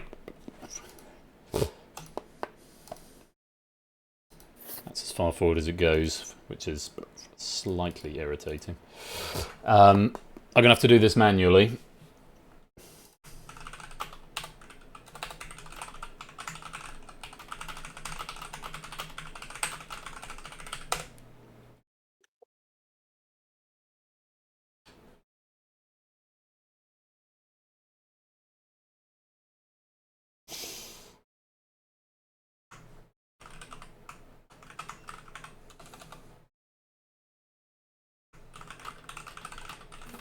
Right, that's what I'm after.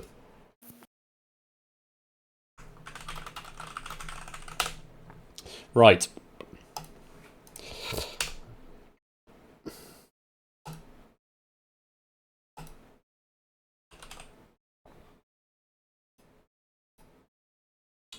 And blue on.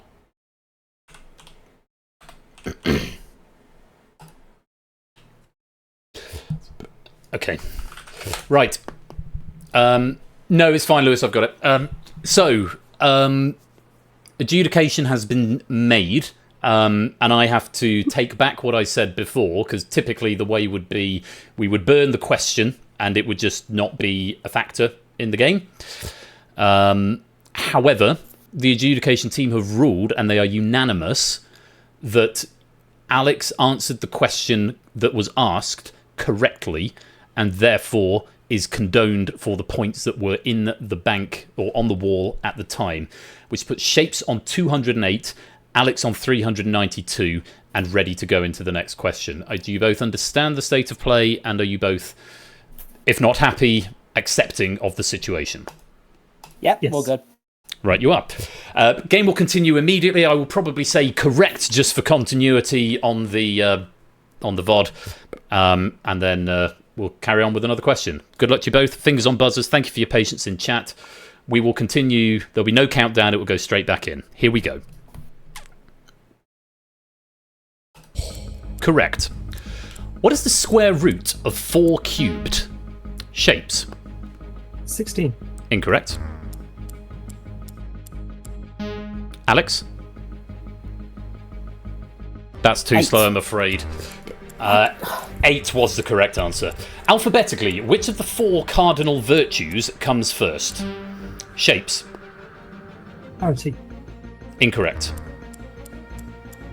Alex? Faith. I didn't hear the question. My net's dying. Incorrect. It's fortitude is the answer. House Labs is a cosmetics brand started by which singer? Shapes. Lady Gaga. Correct. Cynophobia is a Shapes? Dogs. Correct. In which century was Harvard University founded? Alex. Say again? 19th century. Incorrect. Shapes. 18th. Incorrect. It's the 17th. What type of wave transfers energy by oscillations parallel to Shapes? A radio wave. Incorrect. Oscillations parallel to the direction of the wave's travel. Longitudinal. Penelope Cruz has been married to which Alex? I don't know what's happening. I buzzed in for the last question and my net died. I don't have a button going on right now. That's because you've buzzed. I didn't see the question. I don't hear the question. Okay, I will read up to where I read before. Penelope Cruz has been married. And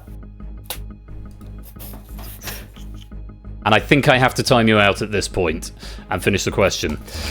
To which person since 2010? Javier Bardem. How many bits are in a nibble? Shapes. 2. Incorrect. Alex? 4. Correct. Andy Jassy is the current CEO of which company? Shapes. Apple. Incorrect. Alex? I think YouTube. I think that was too slow. It's Amazon. Which nation did Mexico play in the opening match? Alex? Czech Republic.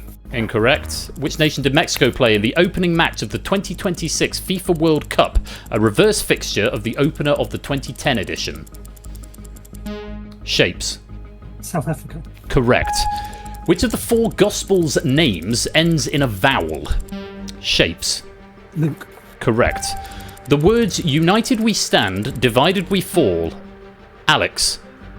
Got into a pass. Sorry. Appears on the flag of what landlocked US state? That's Kentucky. How many millimeters are there in 20 centimeters? Alex. 200. Correct. Who wrote the novel The Girl Who Played with Shapes? Stieg Larsson. Correct. Hawke's Bay and Nelson are wine regions in... Alex. New Zealand. Correct. Who has hosted every episode of Mock the Week, both on Shapes? Dara Brian. Correct. Captain Campion, General Woundwort, Hazel, and Fiver are all examples of Shapes. Rabbits. Correct. Roald Dahl was born in which country of the UK? Shapes. Wales. Correct. God. GG. What a scrum. Guys, we had everything in that round. Absolutely everything. Alex, you had him down to 0 and just couldn't convert. I'm so sorry. Found your rhythm though. Sorry, go on. When your own internet network is trying to take you down, that's a sign. It was the internet versus Alex there a little bit. It seemed to recover towards it. I think there was maybe 1 or 2 questions. I think there was one where I buzzed you out early, but where you did get the right answer. I think the rest was sort of by the law of the game. I think I had to sort of act the way I did. I hope everyone is not unhappy with the way that was handled, and of course the technical stop in the middle. I think on balance, we've handled everything as cleanly as we possibly could have hoped to, but it was a right match, and many congratulations to both of you. Alex, it's always a pleasure having you here, and I hope you've enjoyed your time in the competition. But I don't normally get this far, so yeah. What the hell just happened? Stuff. Quiz. High quality, high octane quiz happened, and you've been a smashing contestant. We do have to leave you there, but we hope to see you again in the future, and congratulations on making it to this point. You've been a great contestant. How I can actually celebrate Ellie's birthday properly. Yes. that's the one silver lining. You don't have to skip a birthday. Anyway, take care, Ernie. We'll speak to you soon. See you, mate. Bye. Which means, after a tumultuous battle, it's Shapes who's through to the final. You're right. Just about. I say that given the conditions. I mean, what happened at that fight? I mean, we got through 50 out of 60 questions that are stacked up for that, and that's. I mean, we had that stop in the middle, which probably rattled you in the first place, because obviously I said we're going to just burn the question, and then all of a sudden you had 40 points fewer than you thought you were going to have, and then I don't think it was that many less. So it was a bit less, but it wasn't 40. I wasn't 40, but sort of. I think there was. We're being told there was 16 on the wall, which means that's 16 you could have. Yeah. So yeah, but however it was. But then when 40 of my own points gone. That was, I think when that with the clock speeding up happens, and wasn't really anything I could do then. Just had to wait it out.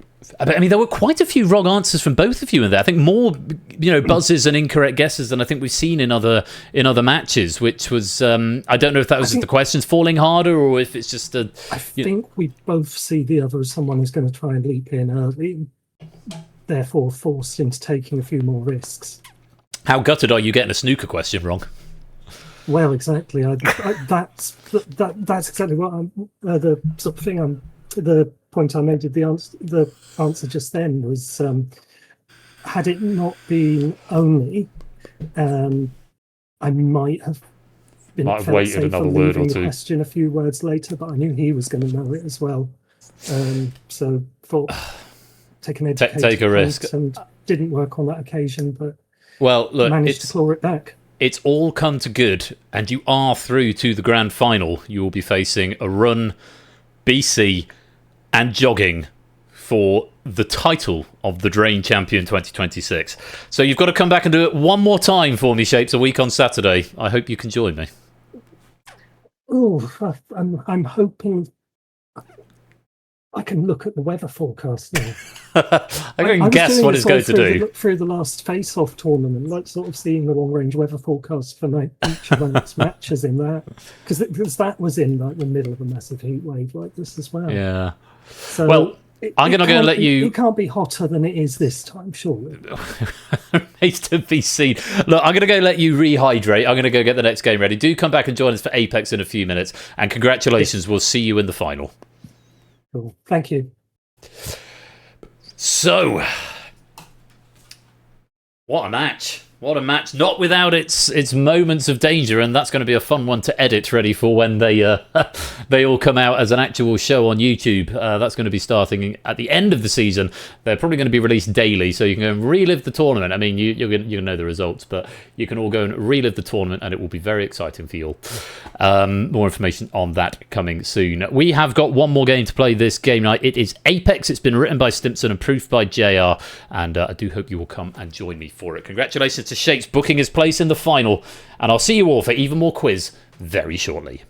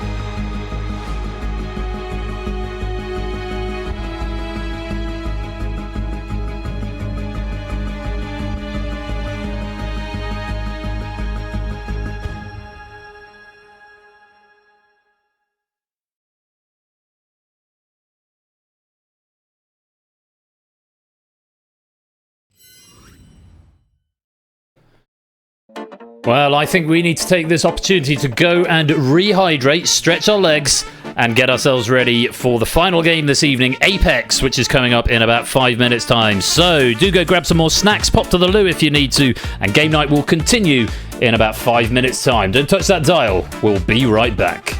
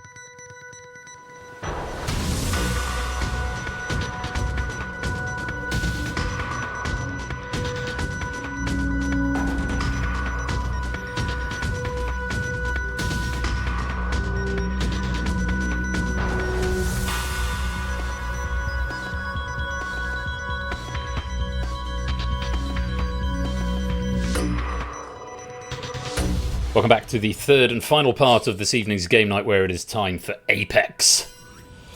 XMBQ is the code that you need.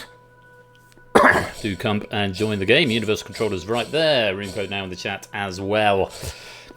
Oh, I hope you've all recovered from the intensity of that final round of semi-final 3. Yes, we've got our 4 finalists, and what a match. It's looking to be a run versus BC versus jogging versus shapes.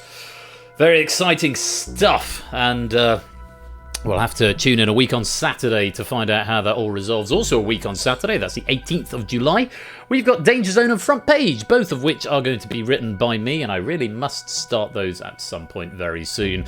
In the interim, this coming Saturday, the 11th of July, we've got Power Play by JR and The Abyss, also by me, which is also nearly finished. So yeah, 2 of my newest games back-to-back, Apex, which obviously debuted last Christmas, and Power Play, which debuted earlier this season. So Power Play this coming Saturday, along with The Abyss. Next Thursday, if you're just here in the week, we've got Cryptex by JR and Spotlight by a bit of everybody, with Lupine, of course, if he's with us on Thursday, will be reprising his role in the Spotlight at the beginning, because I did promise him a free go after we had a data error on the last question. Hopefully that's something that with New Forge, which I'm really sad I didn't call it that, is going to resolve in due course. Ardenfett wants some straight penny bonuses, so let me give you 1,000. Not going to take the lottery. Have 1,000 pennies, by all means. Still coming up tonight, we've got the Thunderbolt draw at the end of this evening's stream, and yeah, like I say, I'm then off from the 18th of July. I'll be off until the 22nd of August. That's when Season 23 is going to get kickstarted, but hopefully with a brand new, sparkly, shiny QForge tool for our writers to get their teeth into. So even more of your favourite formats. I have got ideas on another new format that I need to start building at some point, but QForge, new QForge has slightly taken my attention away in the last couple of weeks. So yeah, possibly another new format coming quite early on in Season 23. I doubt very much it's going to be here before the end of this season, given I haven't started it yet, and the season finale is a week on Saturday. So, I mean, I'm good. I'm not that good. I probably could be that good if I had the week off work, which I don't. So, yeah. Anyway, Apex, written by Stimpson's Angle, proofed by JR. Quick reminder that this is a non-late entry game, so we have got anytime entry, but if you join after the start of, I can't remember if it's after the start of the first question or the last question in round 1. Assume it's the first question, but if you don't get in time, then you will not be able to join in with the chain aspect of the game. You'll just be playing for bonus pennies in the background game. So do make your way in. To the game. XMBQ is the code that you need.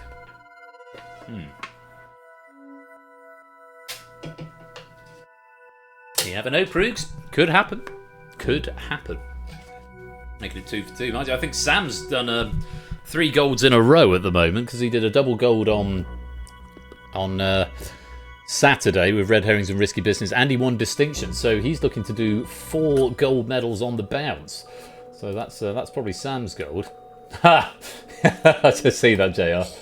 Who are the two yellow straps that have just joined there next to each other? The yellow default Twitch avatars. Also, TVP, John, 8Minky, 2, Vertigo, and Jenny Piosi. Welcome all of you to the stream. Hope you are keeping well. Welcome on into the game. I'm going to give you 30 seconds, and then he should go pro. He'd be a good pro quizzer. 30 seconds, and then our game will begin. Would you happen to know what the font of the logo of this game is written in? Asking for a friend, it's a really cool font. I do, but not off the top of my head. Epic Galley. If you ping a message into either discussion in Discord or pop me a DM in Discord. By the way, come join the Discord if you're not there already. Then I will endeavour to discover the answer for you. That countdown has expired. 8Minky has joined the game. I'm going to lock this lobby, and we're going to begin Apex. And starting with round 1. It's Ignition. You need to answer 5 increasingly difficult multiple-choice questions. Harder the question, the more points you earn. Ties are broken on total response time, so Be right and be fast, but not at the expense... don't be fast at the expense of getting it wrong. Okay, or the expense of getting it right, I should say. So, yes, you've still got to get it right. Oh, Ardenfetz has managed to join. So maybe you can join until the end of round 1. Thank you for testing that, Ardenfetz. You're our 27th player into the game. Hopefully it won't crash everything now. So incredible. I'm sure you won't, Jerry. I have faith. I have faith in you. Right, fingers on devices, everybody. Let's take a look at our first question. Oh, yes, I forgot. It loads for me before it loads for you. And now you can have a look at it. Which of these is not a synonym of apex? For a single point. Summit, climax, abyss, or pinnacle?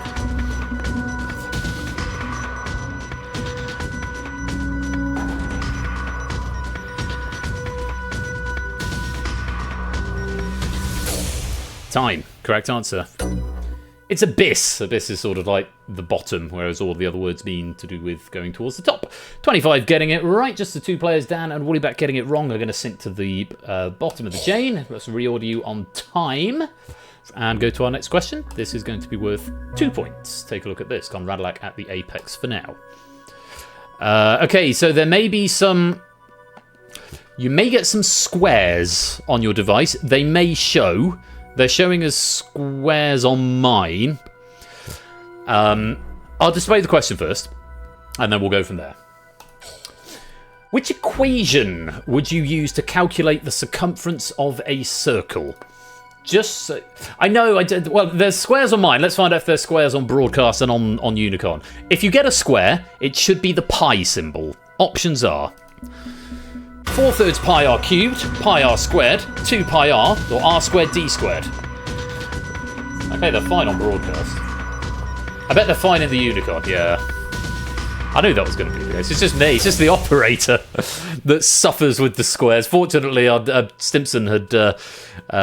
Simpson or JR flagged that question with me, and I said, I'll check, and then didn't check. Correct answer. 2 pi r for the circumference. Note here, Stimpson has definitely never mixed up the equation for a circle's area and its circumference before. Of course, the area is pi r squared, and I believe 4/3 pi r cubed is the volume of a sphere.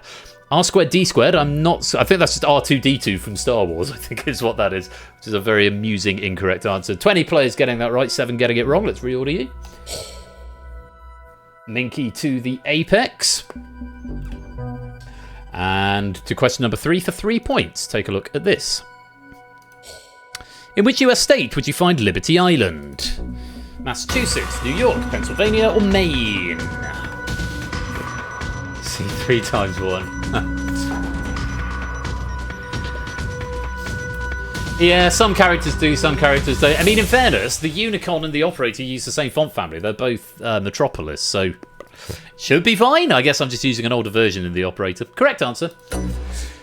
Is New York, most players getting that one right, home of the Statue of Liberty? Technically, the island lies in the waters of New Jersey, making it an exclave of New York. There's a fun fact for you. 25 getting it right, 2 getting it wrong. Let's reorder. Minky still with the apex as we come to question number 4. You did, Dan. Proud of you. Let's take a look at question 4. A triangle with a diagonal cross through it means you should not do what to clothing? You should not do what to clothing? Wash, bleach, tumble dry, or dry clean?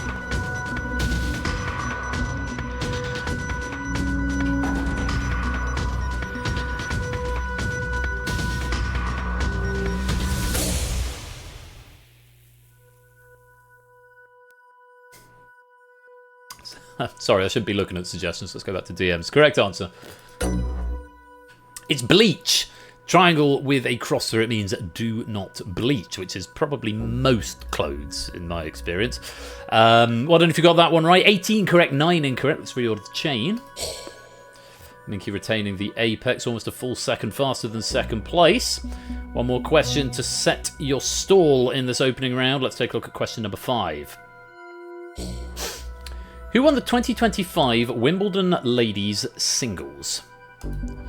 Marketa Vandrzova, Barbara Krejcikova, Elena Rybakina, or Iga Swiatek? Vandrzova, Krejcikova, Rybakina, Swiatek. That was clunky. That was not good on my part. And again, I've got squares for a couple of these at mine. The correct answer, Iga Swiatek, who Poland Sphere. She defeated America's Amanda Anisimova with a 6-love victory in just 57 minutes. I remember watching that actually last year in just 57 minutes, making her the first person to win the ladies' final without dropping a game since 1911. So, I hope you've been watching some of Wimbledon these past couple of weeks. It's been getting very exciting. I watched the Arthur Ferry, who is now through to play. Not Djokovic. Djokovic has got Sinner, and Ferry has got the other one. Not Alvarez. Zverev. Yes. So yes, looking forward to those matches tomorrow. Well done if you got Iga Swiatek. Let's reorder the chain, and that is the end of round 1. And at this point, BC is at the apex. Let's see how long he can hang on to it, because remember, the goal of this game is to get to the apex of the chain and stay there as long as you can. So all of those questions which are worth different point values and had you got more points or you've got better scoring if you were faster, all of that's gone in the bin. Your points are now irrelevant. It all comes down to relative position as we move forward to round 2.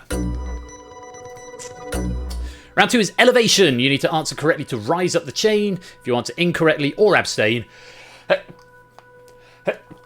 you fall down the chain. Points and time, as I mentioned, are no longer a factor, but positions will always remain relative, which means, thank you, Jay, which means if you get it right, you cannot go below somebody who got it wrong. And likewise, if you got it wrong, you cannot go above someone who got it right relative to your chain. So if, say, Ben and Clive both get it right, they maintain their order relative to each other. Hopefully that makes sense.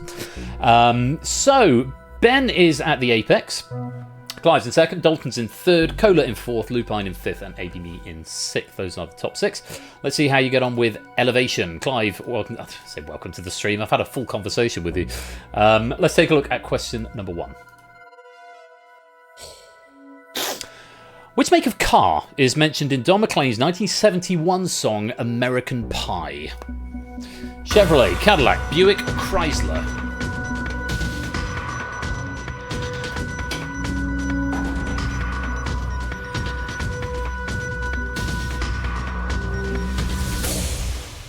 Fine. Correct answer. It's a Chevrolet. Took the Chevy to the levee, but the levee was dry. Ben, one of the 5 players to get it wrong, immediately losing position on the apex, and he's going to go a long, long way down the chain as we reorder it. Exactly as long as I predicted. Right down to the bottom, and it's Clive into new pole position now. Dalton second, Cola third. Let's go to question 2.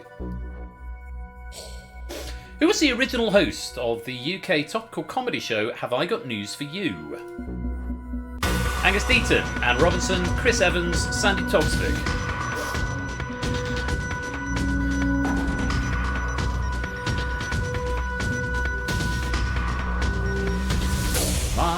My, this here Anakin guy, maybe Vader someday later, now he's just a small fry. Yeah, a bit of Weird Al. Correct answer. Angus Deaton. Apparently Toksvig and Evans were both considered for the role. I believe Sandy Toksvig hosts the news quiz on Radio 4, or certainly did. She obviously also hosts QI and various other British quiz shows in the past. So Angus Deaton was the host, and then he resigned when he was caught, I think, having an affair with a sex worker and photographed by the News of the World. He did one episode where Ian Hislop and Paul Merton ripped him a new one, and then he resigned. I think Paul Merton hosted one episode and they had a different guest, and since then they've had rotating hosts, and it has been an absolute dream for the format. The rotating host thing works really, really well. So very well done if you got that. 8 players getting it wrong who are going to sink to the bottom, including Dalton, who's currently in second. Not anymore. Cola moves up to second, Lupine in third, Clive retaining the apex as we go to question number 3. In the French version of Scrabble, which tile is worth 2 points more than its English equivalent? A, P, E or X? Ah, that's very clever.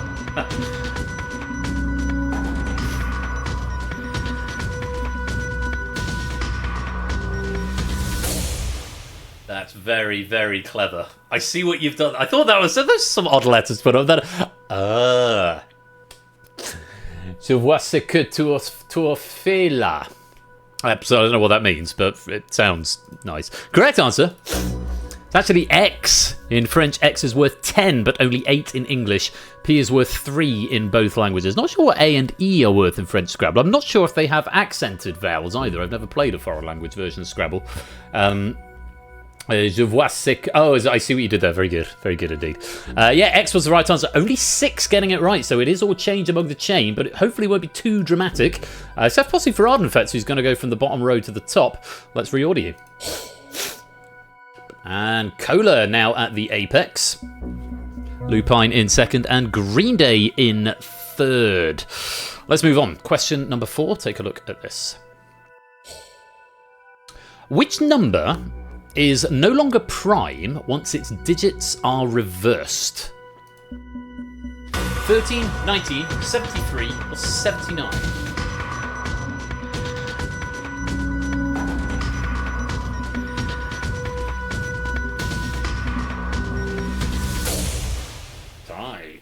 Correct answer. It's 19. 91 is not a prime number. It's a composite number. 13 and 31, 73 and 37, and 79 and 97 are all prime. The reverse of 19, though 91 is not prime. It is divisible by something. 13? It's not 3. Is it 3? No, 3 is divisible by 90. What's 91 divisible by? Oh, 7/13. I suppose that makes sense. That's what I couldn't do in my head. Very well done if you got that. 21 players getting it right, 6 getting it wrong. Let's reorder the chain. And Cola retaining the apex. Lupine still in second. Green Day still in third. Let's go to question number 5. Piperine is the active compound in which spice? Cardamom, black pepper, mustard, or nutmeg?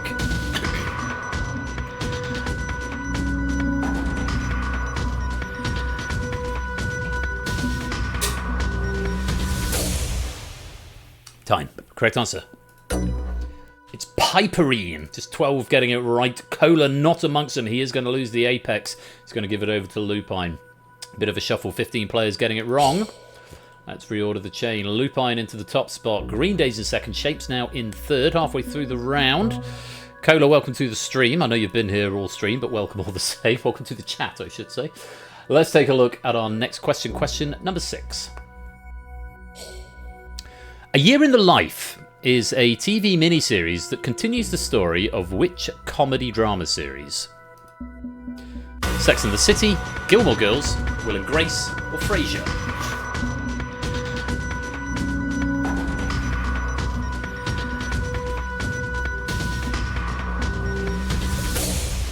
Time. Correct answer. It was the Gilmore Girls. Gilmore Girls. I think I've probably seen an episode of the Gilmore Girls. I had an ex-girlfriend who quite enjoyed it. Never seen Sex and the City. Like the theme tune to Will and Grace. Frasier itself is a spin-off of Cheers, I believe.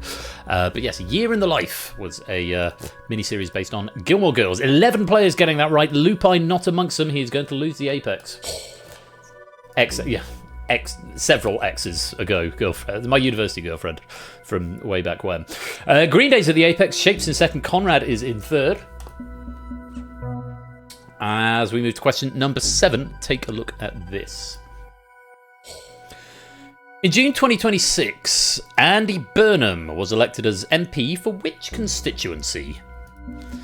Bolton West, Leon Atherton, Wigan, or Makerfield?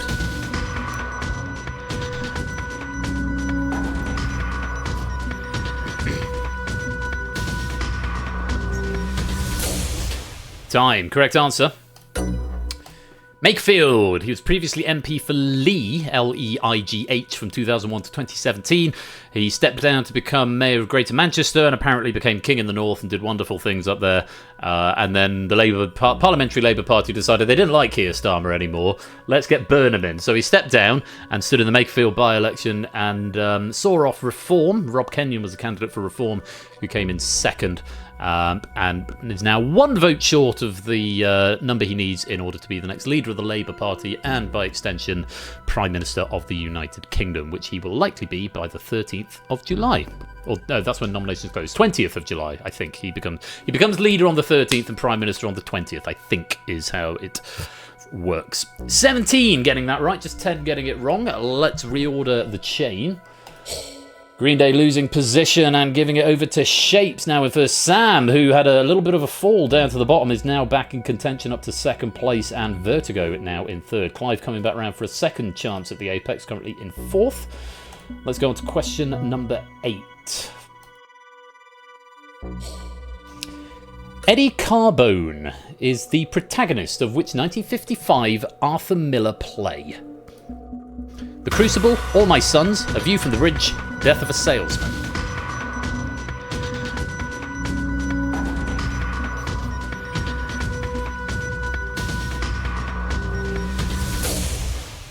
Time. Tough one. Well, it was for me. Correct answer.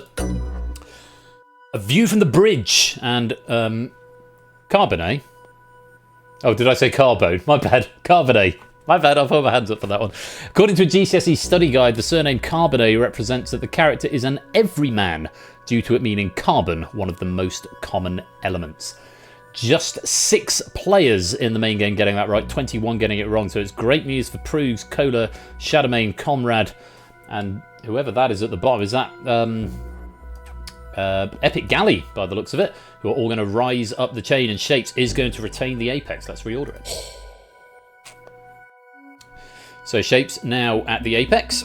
Proogs in 2nd, Cola into 3rd. Let's see what question number 9 brings. This is where you want to try and keep as close to the top as you can as we come to the final 2 questions of the round. Question 9, take a look at this. Doce de leite is a Portuguese dish made from caramelized what? Onions, pears, apples, or milk?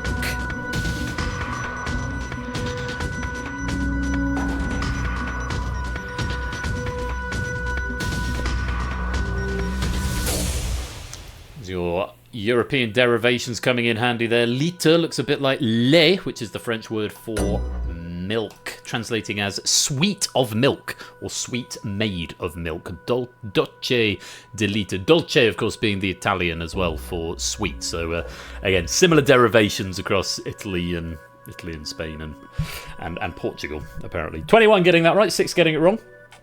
And Proogs and Epic Galley, as quick as you came to the top, I'm afraid it's back down to the bottom, along with Silver Electron, Natter, and Matt the Ref. Let's reorder the chain. Cola moves into 2nd, Conradlag into 3rd, is back up in the top flight in 4th, Vertigo in 5th. Shapes hanging on to the Apex. Can he keep it for this final question of round 2? Because you get a little bit of breathing room if you're at the top after this round, but if you're at the bottom, it's not a good place to be. Let's take a look at question number 10. Mintonette was the original name of which sport created by William G. Morgan in 1895? Korfball, basketball, volleyball, netball. Quizzy Dan, thank you for that raid. I need to not look up butt. Indeed not. Welcome to the stream, Dan. Hope you're keeping well. We're in the middle of Apex. In case you don't know who I am in these parts, hi everyone, my name is Royal Flush. This is Game Night, where we play interactive quiz trivia games on Thursdays and Saturday nights from 8 o'clock. Do come join the Discord if you fancy hanging out. And if you want to join in with this game, Universal Controller is right there, and the room code is there. Unfortunately, you won't get a nice strap on the graphics, but you can join in the quiz for the final round, of which there are 10 questions. You've just joined us on this question. Mintonette was the original name of which sport created by William G. Morgan, not William G. Stewart, who's someone different, in 1895. The correct answer was volleyball. Morgan was a YMCA physical education director who developed the sport as an indoor pastime for older YMCA members to enjoy. The name Mintonette was derived from the sport's similarities to badminton. 12 players getting that right, 15 getting it wrong. Shapes amongst the incorrect is going to lose the Apex on the final question of this round, and he is going to fall a little bit down the chain. Let's reorder it, and we can see that it is Cola who takes the Apex at the end of the round. Conradlac in 2nd, Sam in 3rd, Vertigo 4, and BC 5. What is the group phase going to bring? We will find out in a minute. That is the end of round 2. So, those are your positions going into the final round. Cola has the apex just at the minute. Can he hang on to it and secure that medal? Because round 3 is very similar to round 2, except you're going to be divided into groups, and you're going to have reordering within the groups and then promotions and relegations after every question. Some people do feel that they can get a bit caught in a lift in this one, keep going up and down and up and down. You've just got to wait for the questions to fall right for you before you make your breakthrough. Let's take a look at round 3. It's Ascension. Answer correctly to rise up your division. Answer incorrectly to fall down your division. Top and bottom 2 of each division will be promoted and relegated after each question, and the player at the apex at the end of the game is the winner. Gold, silver and bronze all available in this game for players who are currently displayed on the broadcast graphics. Basically the same as before, except we've now got divisions. Let's add the spaces in. And we can see we've just got the 4 divisions this time, which could lead to a little bit more swinginess. I think it's 6 in the bottom division and 7 in the upper 3. So definitely scope for swinginess here, but you want to try and get to that green group as fast as possible. Does mean from question 6 onwards, from question 7 onwards, red won't be able to qualify. I think I'll do that math again in a minute. I really must put it into the log. It's not there yet. Anyway, let's take a look at our first question. In June 2026, who became Prime Minister of Denmark for a 3rd consecutive term? Pia Olsen Dyr, Mette Frederiksen, Troels Lund Poulsen, or Martin Lidegaard?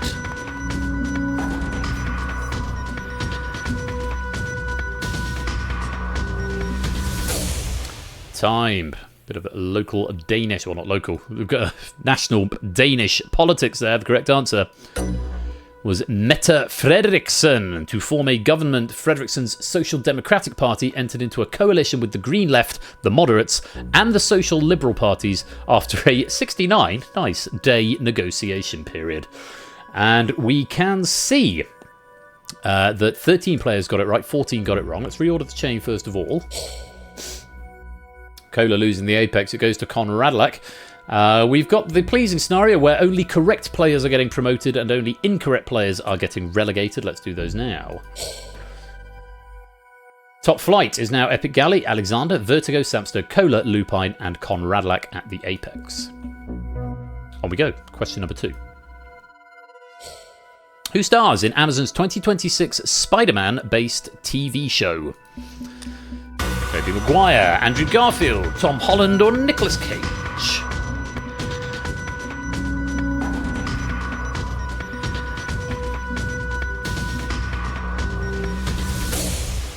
Time. There's a lot of red coming in here. Correct answer. Nicolas Cage. Cage stars as a down-on-his-luck private investigator in Spider Noir, portraying a darker and grittier version of the superhero, because that's what we need, more darker and gritty and more realistic superheroes. 10 players getting it right, 17 getting it wrong. Let's reorder the leagues. Yes, the other 3 all play Spider-Man in various series. Tobey Maguire in the Sam Raimi trilogy, Andrew Garfield in the Amazing Spider-Man pair of films, and Tom Holland in the soon to be in the 4th MCU Spider-Man film, which I believe comes out later this month. No, we've got Colin, who is getting a promotion even with an incorrect answer just because of how the league has fallen, going from League 4 to League 3. Let's do those promotions now. Yes, Jenny, I'm afraid straight back into the red. But keep at it. You could get back up into the orange shortly. Lupine now has the apex. Sam's in 2nd. Galley is in 3rd as we go to question number 3.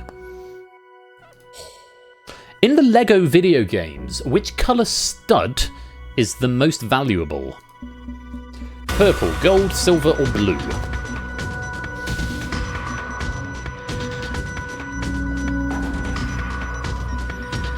Yeah, ones without superpowers. That'd be pretty much it, Proogs. Time. Correct answer. It's purple. So studs are the currency of Lego video games, like rings are in Sonic the Hedgehog or coins in Mario, with silver worth 10 points, gold 100, blue 1,000, and purple 10,000. 16 players getting that one right. Let's reorder the divisions. And again, we've got a player who got it wrong being promoted in the shape of AB Me, but a player who got it right getting relegated in the shape of Clive of Legend. Let's do those promo relegations now. And top flight is currently Alexander Vertigo. The two yellows are back together. Epic Galley and Green Day. Then BC Sam and Lupine in 3, 2, and 1. Lupine at the apex as we come to question number 4. Who created the Moomins? Reverend Wilbert Audrey, Elizabeth Beresford, Pierre Culliford, Tove Jansson.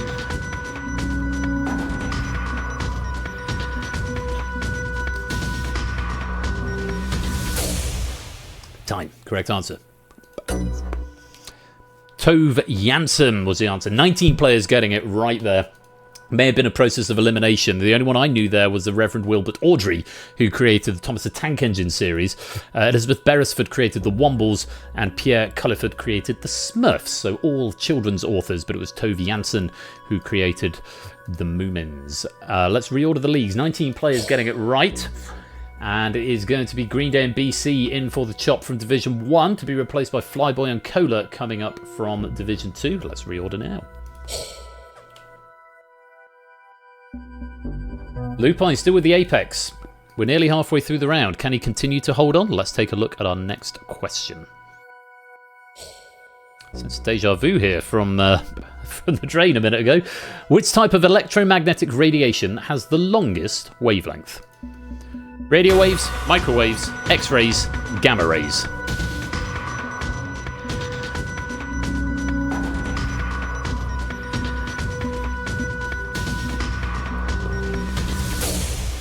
Time. Correct answer. It's radio waves. 16 getting it right. I think gamma rays are the other way. They've got the longest frequency or the shortest frequency. I don't know. I dropped physics as soon as I could. Well, I was 15 when I dropped physics, but I got a B in GCSE physics, I guess, as I did triples. 16 getting it right. Let's reorder the leagues. And it's Vertigo and Epic Galley who are dropping to Division 2. Shapes and BC making their way back up. So that's 5 questions down. So we've still got grace for anyone. Anyone can still technically win this game, but we are halfway through the round. Lupine still has the apex for now. Let's go to question number 6. As of today, which of these individuals has served as UK Prime Minister for the longest time? Theresa May, Rishi Sunak, Boris Johnson, Keir Starmer.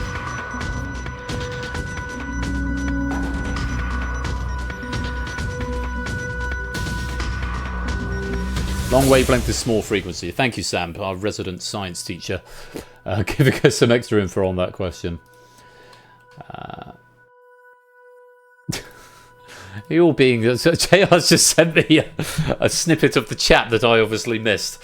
You're all being filth. Filth. Correct answer is Boris Johnson, who... we just have a moment's silence because I learned today that Boris Johnson is sadly still with us. Yeah, he served for 3 years and 45... It's the second time I made that joke tonight. 3 years, 45 days.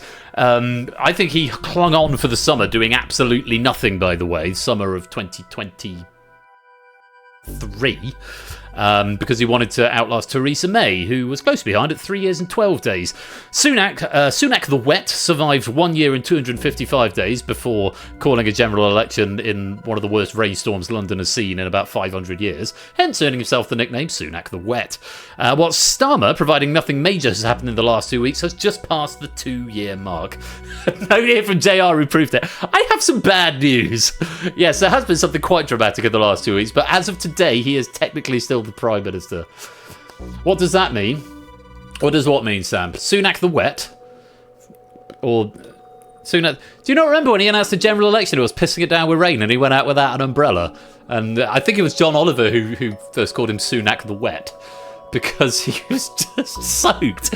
And then when I remember when the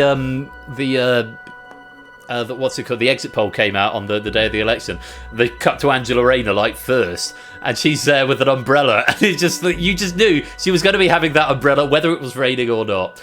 But yeah, Sunak the bigger trick than news, absolutely. Anyway, Boris Johnson was unfortunately the answer. 14 players getting it right. Let's reorder the leagues. It's Shapes and Alex going to face the drop, and it's Green Day and AB Me coming back into the top flight. Let's do those promos now. AB Me getting into the top flight. I thought you've been champing at the bit. I think you've been quite close to the top of that league a couple of times. You are there now. Can you stay there? Let's end that question. 4 questions left. 7, 8, 9, 10, yes. 4 questions left. So, Reds, this is your last chance to get out of the Red League, because then you'll have... Hang on, let me load the question, then I'll do the maths.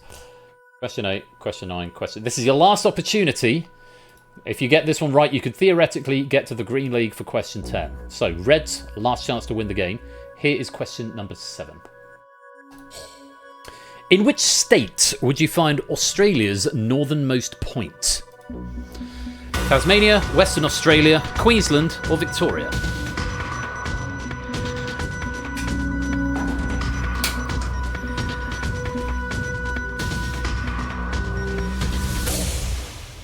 Time. Correct answer. It's in Queensland. Tasmania is famous at South Island off the south coast of mainland Australia. Western Australia is over to the west. Victoria is somewhere else, possibly the east. Queensland is the one that goes up, not the Northern Territory. Believe it or not, I guess Queensland's got a bit that goes up. Most players in the Green League getting it right. Let's reorder those divisions. Right back down, says Green. Oh, AB Me! It's like, I'm gonna crawl up. No, I'm afraid you're gonna be pulled back down. So, Reds getting promoted. That is Shadowmane and Clement. You have still technically got a chance of winning the game. But anyone in the Red League after this question, I'm afraid you can't win. Going up to the top flight there, I think I need to clear the logs, is Alexander and Epic Galley or Green Day. One of them. I've just cleared my logs so I can't tell. Lupine still with the Apex with just 3 questions to go. He's hung on to it for 5 or 6 questions now. Can he keep it for the rest of the game? Let's take a look at question number 8. See how it goes. La Peste Noire was a pandemic that affected France in which century? 12th, 13th, 14th, or 15th?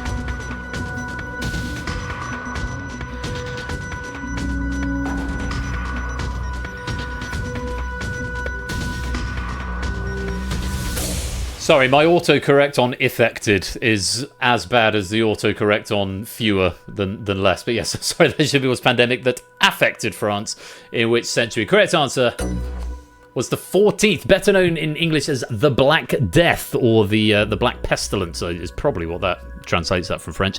This bubonic plague pandemic ravaged most of Europe, North Africa, and the Middle East between 1346 and 1353. The pasta noir, black pasta. No, unfortunately not. 15 getting it right is Lupine getting it wrong, losing the Apex for the first time in a good while. Cola also losing second position. Let's reorder the leagues. It's going to be Epic Galley and Cola dropping down into the Green League, and unfortunately the Orange League, well, the third league down, cannot qualify from this point. So if you end up in the third league or below, it's going to be game over for you. Let's do those reorderings or promotions. So Shapes and Stilgar still in with a chance, and everyone in the Yellow League and above. But right now it is Flyboy who has the Apex.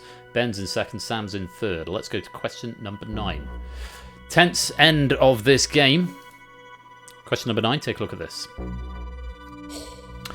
Which novel inspired Kate Bush's 1978 single that features the line, Heathcliff, it's me, I'm Kathy? Pride and Prejudice, Jane Eyre, Sense and Sensibility, Wuthering Heights.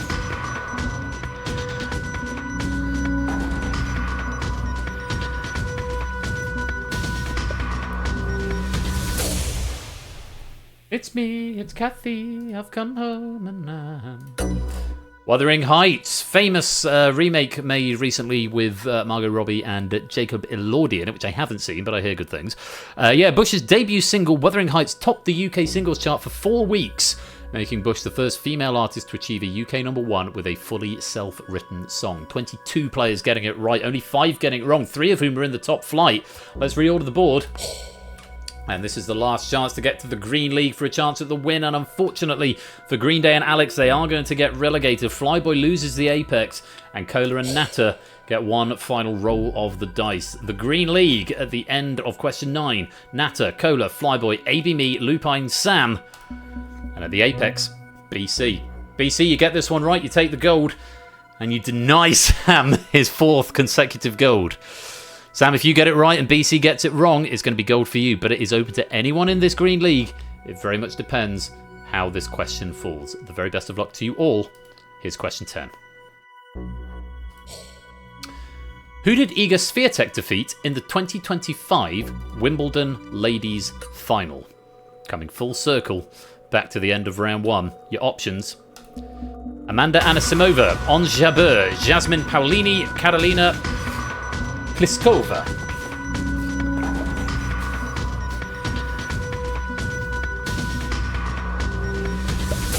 My notes say just here, this sounds familiar. And the correct answer was Amanda Anisimova, and indeed she beat her 6-love in under an hour. The first player since like I can't remember all the notes, I don't have them again. First player since like 1950 to win a final without losing a game. Let's reorder the leagues for the final time. It's Flyboy and Lupine aren't going to lose position in the Green League. It's academic at this point, but let's do those final promotions anyway. And at the end of the game, our final chain is as follows. After a lot of yo-yoing between the first, second and third leagues, ABME has managed to find his way up the first league and finish in 3rd place, taking a bronze. Sam's reign of terror comes to an end as he has to settle for the silver medal and 2nd place. But our winner of Apex tonight, finishing at the Apex, it's BC.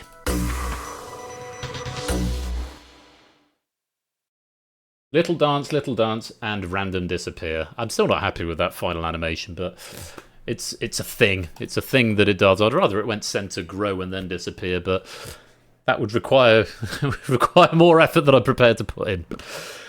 Good game, everybody. BC, congratulations on the gold right there. Sam having to settle for the silver, and ABME picking up the bronze. Let's just check in with the medal cabinet, see how that fares for you. First medal in Apex for BC. First medal in Apex for Samster. And it's the 2nd medal in Apex for ABME. It's the 2nd time taking the bronze, ABME. Though, of course, Apex is still a relatively new game. We've only played it about 6 or 7 times. So the medal cabinets are somewhat limited. As always, you can check in with your medal cabinet and Pennybank over at PersephoneShare.com/Pennybank if you want to see your full medal cabinet there. It's all available for you. That's the end of the quiz. That was a lot of fun. Big thanks to Stimpson's Angle. Enjoyed that pack a lot. And many thanks to JR as well for the proofing job too. We just got time for a Thunderball draw this Thursday evening before I'm going to go and have a cold shower probably and cool off enormously because it's well hot. Thanks all for playing. Thanks again to Stimpson's Angle and congratulations to BC, our Apex champion.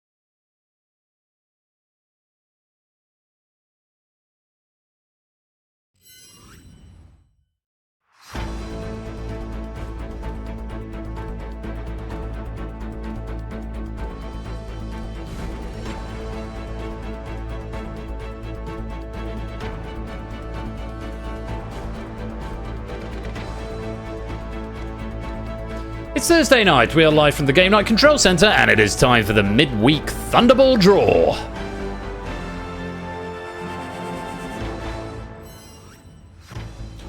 GPMS is the code you need. I've already got my seat nicely lined up.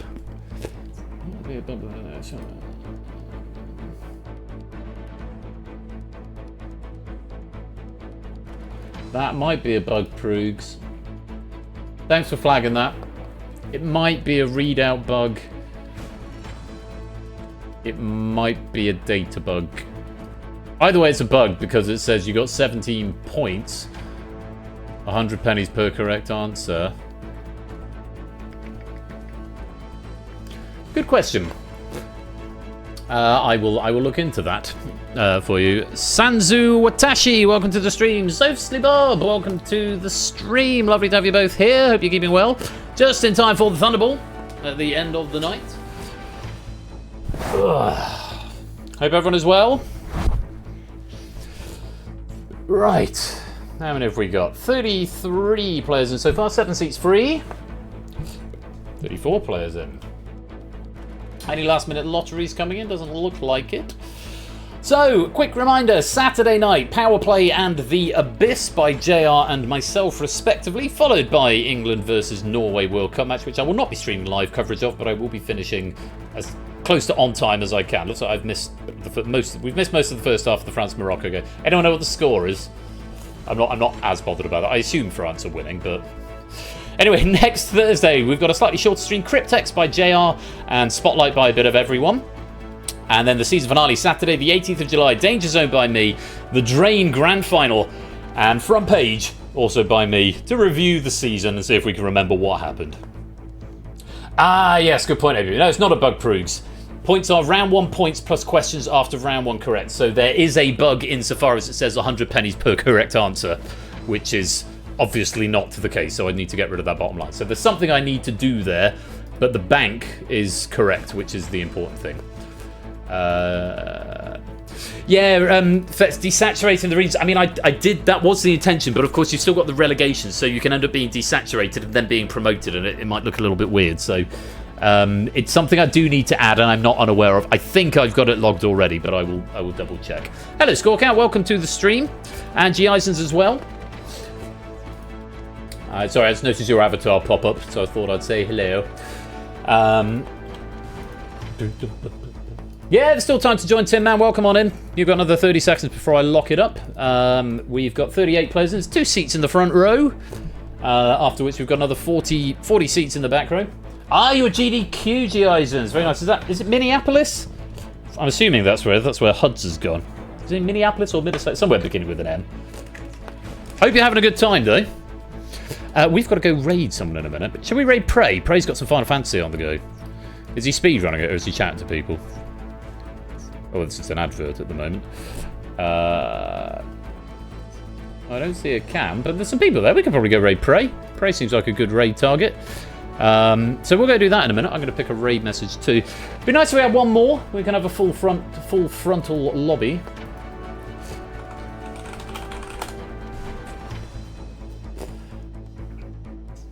Anyone going to take that last seat? Or am I going to lock it up? I think Tin Man's in, Lewis. In fact, I know Tin Man's in because I can see it in the log. So I should press Tywin Ha. I haven't pressed that tonight. There we go. Oh, soundbar's come back on. Right. Behave, Ardenfed. And Vertigo. No. Full of smut.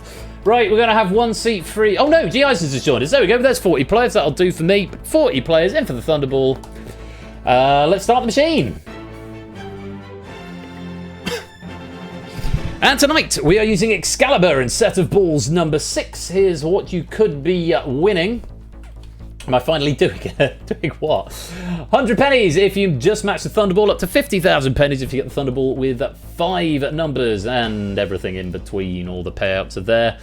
Let's hope that tonight is a night of great success for all of y'all. Let's release those big money balls. Not for all of y'all, because then that would defeat the point of having a lottery. If everyone won. Hopefully everyone can win something. Some people can win more than others. I have no favourites. Right, the balls are rolling. Best of luck to you all. Let's start the draw. And Excalibur and set of balls number 6 getting to work. The lerps are working. And my vape pen is leaking. Let's have our first number. Oh! We've got a falling off one. Let's try that again. No!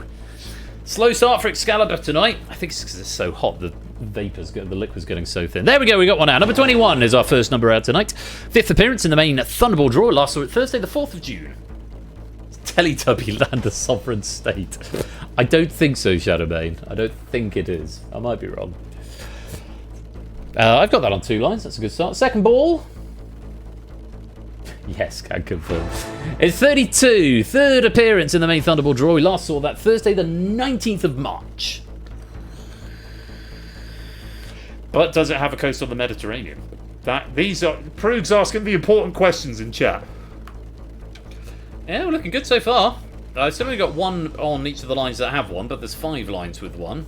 Another misfire from Excalibur. We've got it second time, though. It's number 10. 6th appearance in the main Thunderball draw. Last saw that Thursday, the 11th of June. My 1 number per line trend continues. Now I have 6.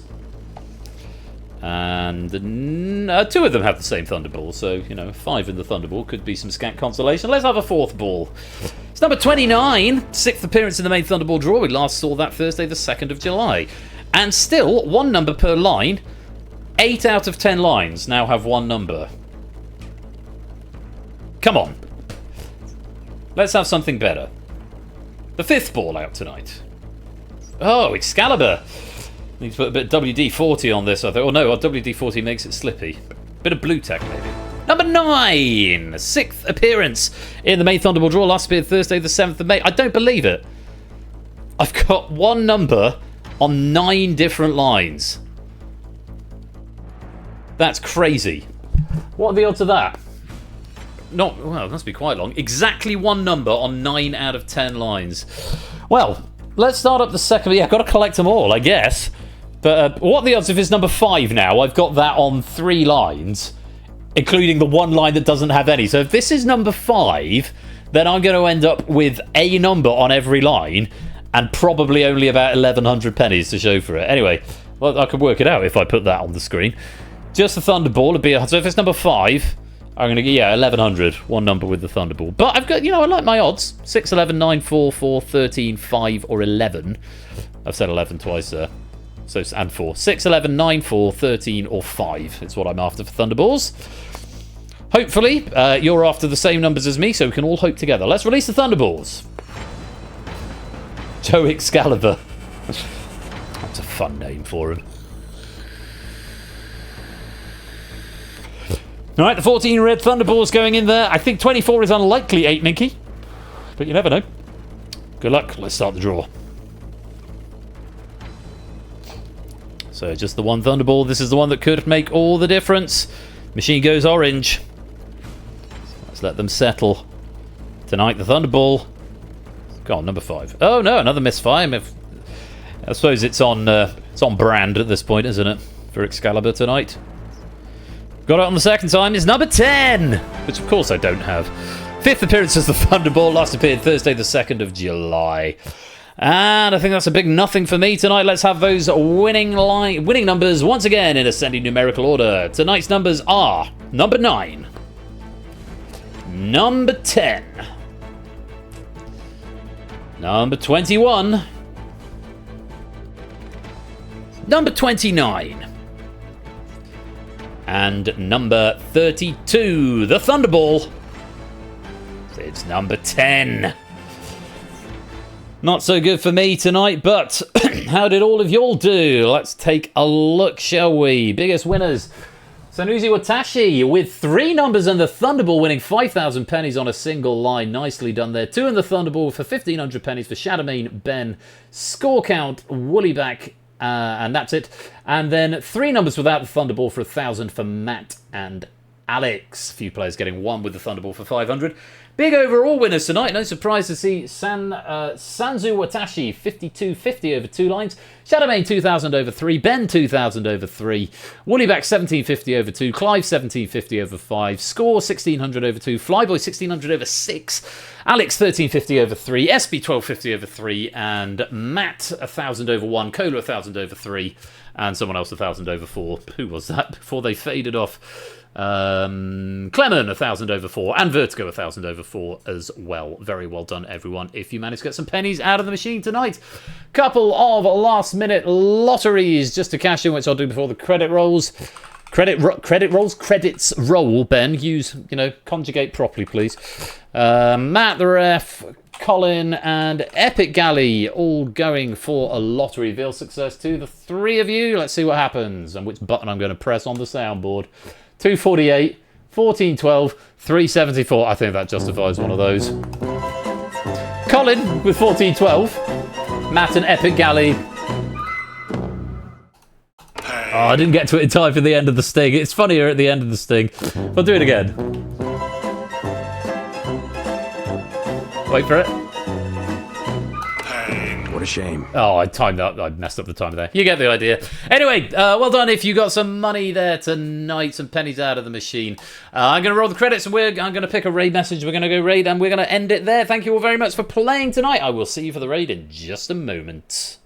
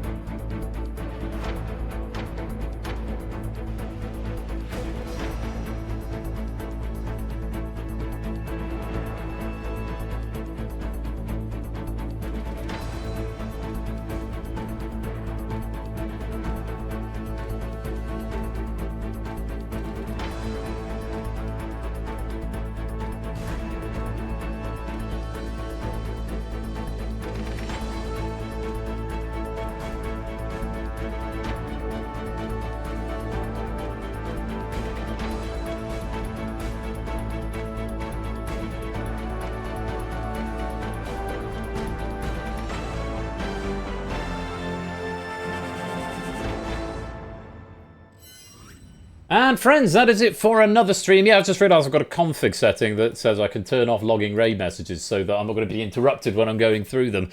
But if I have to go into the config to find it, which is a bit of a ball ache. I need a quick bar on this operator, really.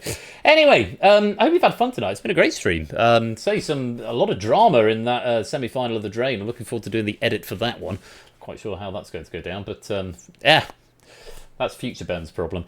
Very many thanks once again to our question writers, to Dogfish for Distinction, to Stimson for Apex, to JR for proofing it as well, and to all the question writers of the Drain. There is just one more match, the Grand Final, which is going to be a week on Saturday. I'm going to be back this Saturday with a slightly shorter stream, Power Play and The Abyss by JR and myself respectively. If you're just here in the week, Cryptex and Spotlight. Cryptex by JR, Spotlight by everybody next Thursday. And then the season finale, Saturday week, the 18th of July for Danger Zone, the Drain Grand Final and Front Page. I do hope you can come and join us for that. In the meanwhile, don't forget you can come and join the Discord, come and hang out. Don't forget you can go and catch up with all episodes of Game Night right back to Season 1 on the On Demand channel at stephanieshare.com/on-demand if you want to go back and catch Old Quiz, which is quite possibly out of date now. The questions have gone past their best before date, but it's there. And if you are watching on YouTube, don't forget to like, subscribe,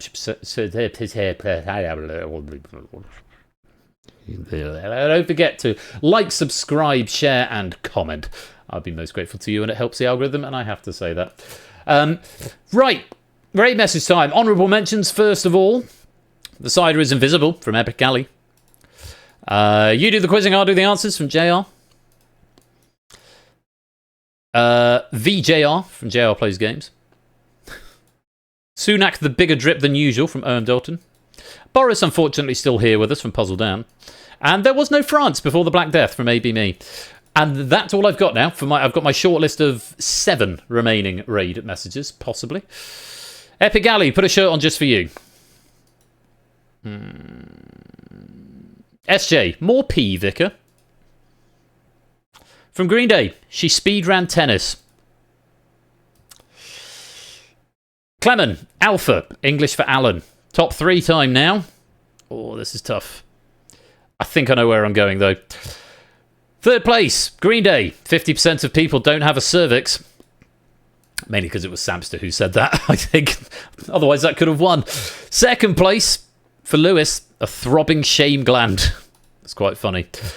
The winner tonight, call back to that distinction question on spinal sections earlier on. It goes to Connor Adelac. Welcome to Thoracic Park, which made me laugh when I saw that come in. Welcome to Thoracic Park is going to be tonight's raid message. We are going to go and raid Prey Streams and say welcome to Thoracic Park. Yeah, that tickled me. That did. It's always good when there's a callback to a question from earlier on. 250 pennies to you for that title, and it will be the raid message and the episode title, and will be immortalised into a thumbnail on the YouTube channel forevermore, which will be very exciting. Well, that's going to be it from me. I'm going to go cool down, probably have a cold shower or something. But I hope you've had fun tonight. Thank you once again for joining me. You have been watching Game Night with me, Royal Flush. And until next time, be splendid and wonderful and marvellous and safe. And as always, take care, peace out, and good night.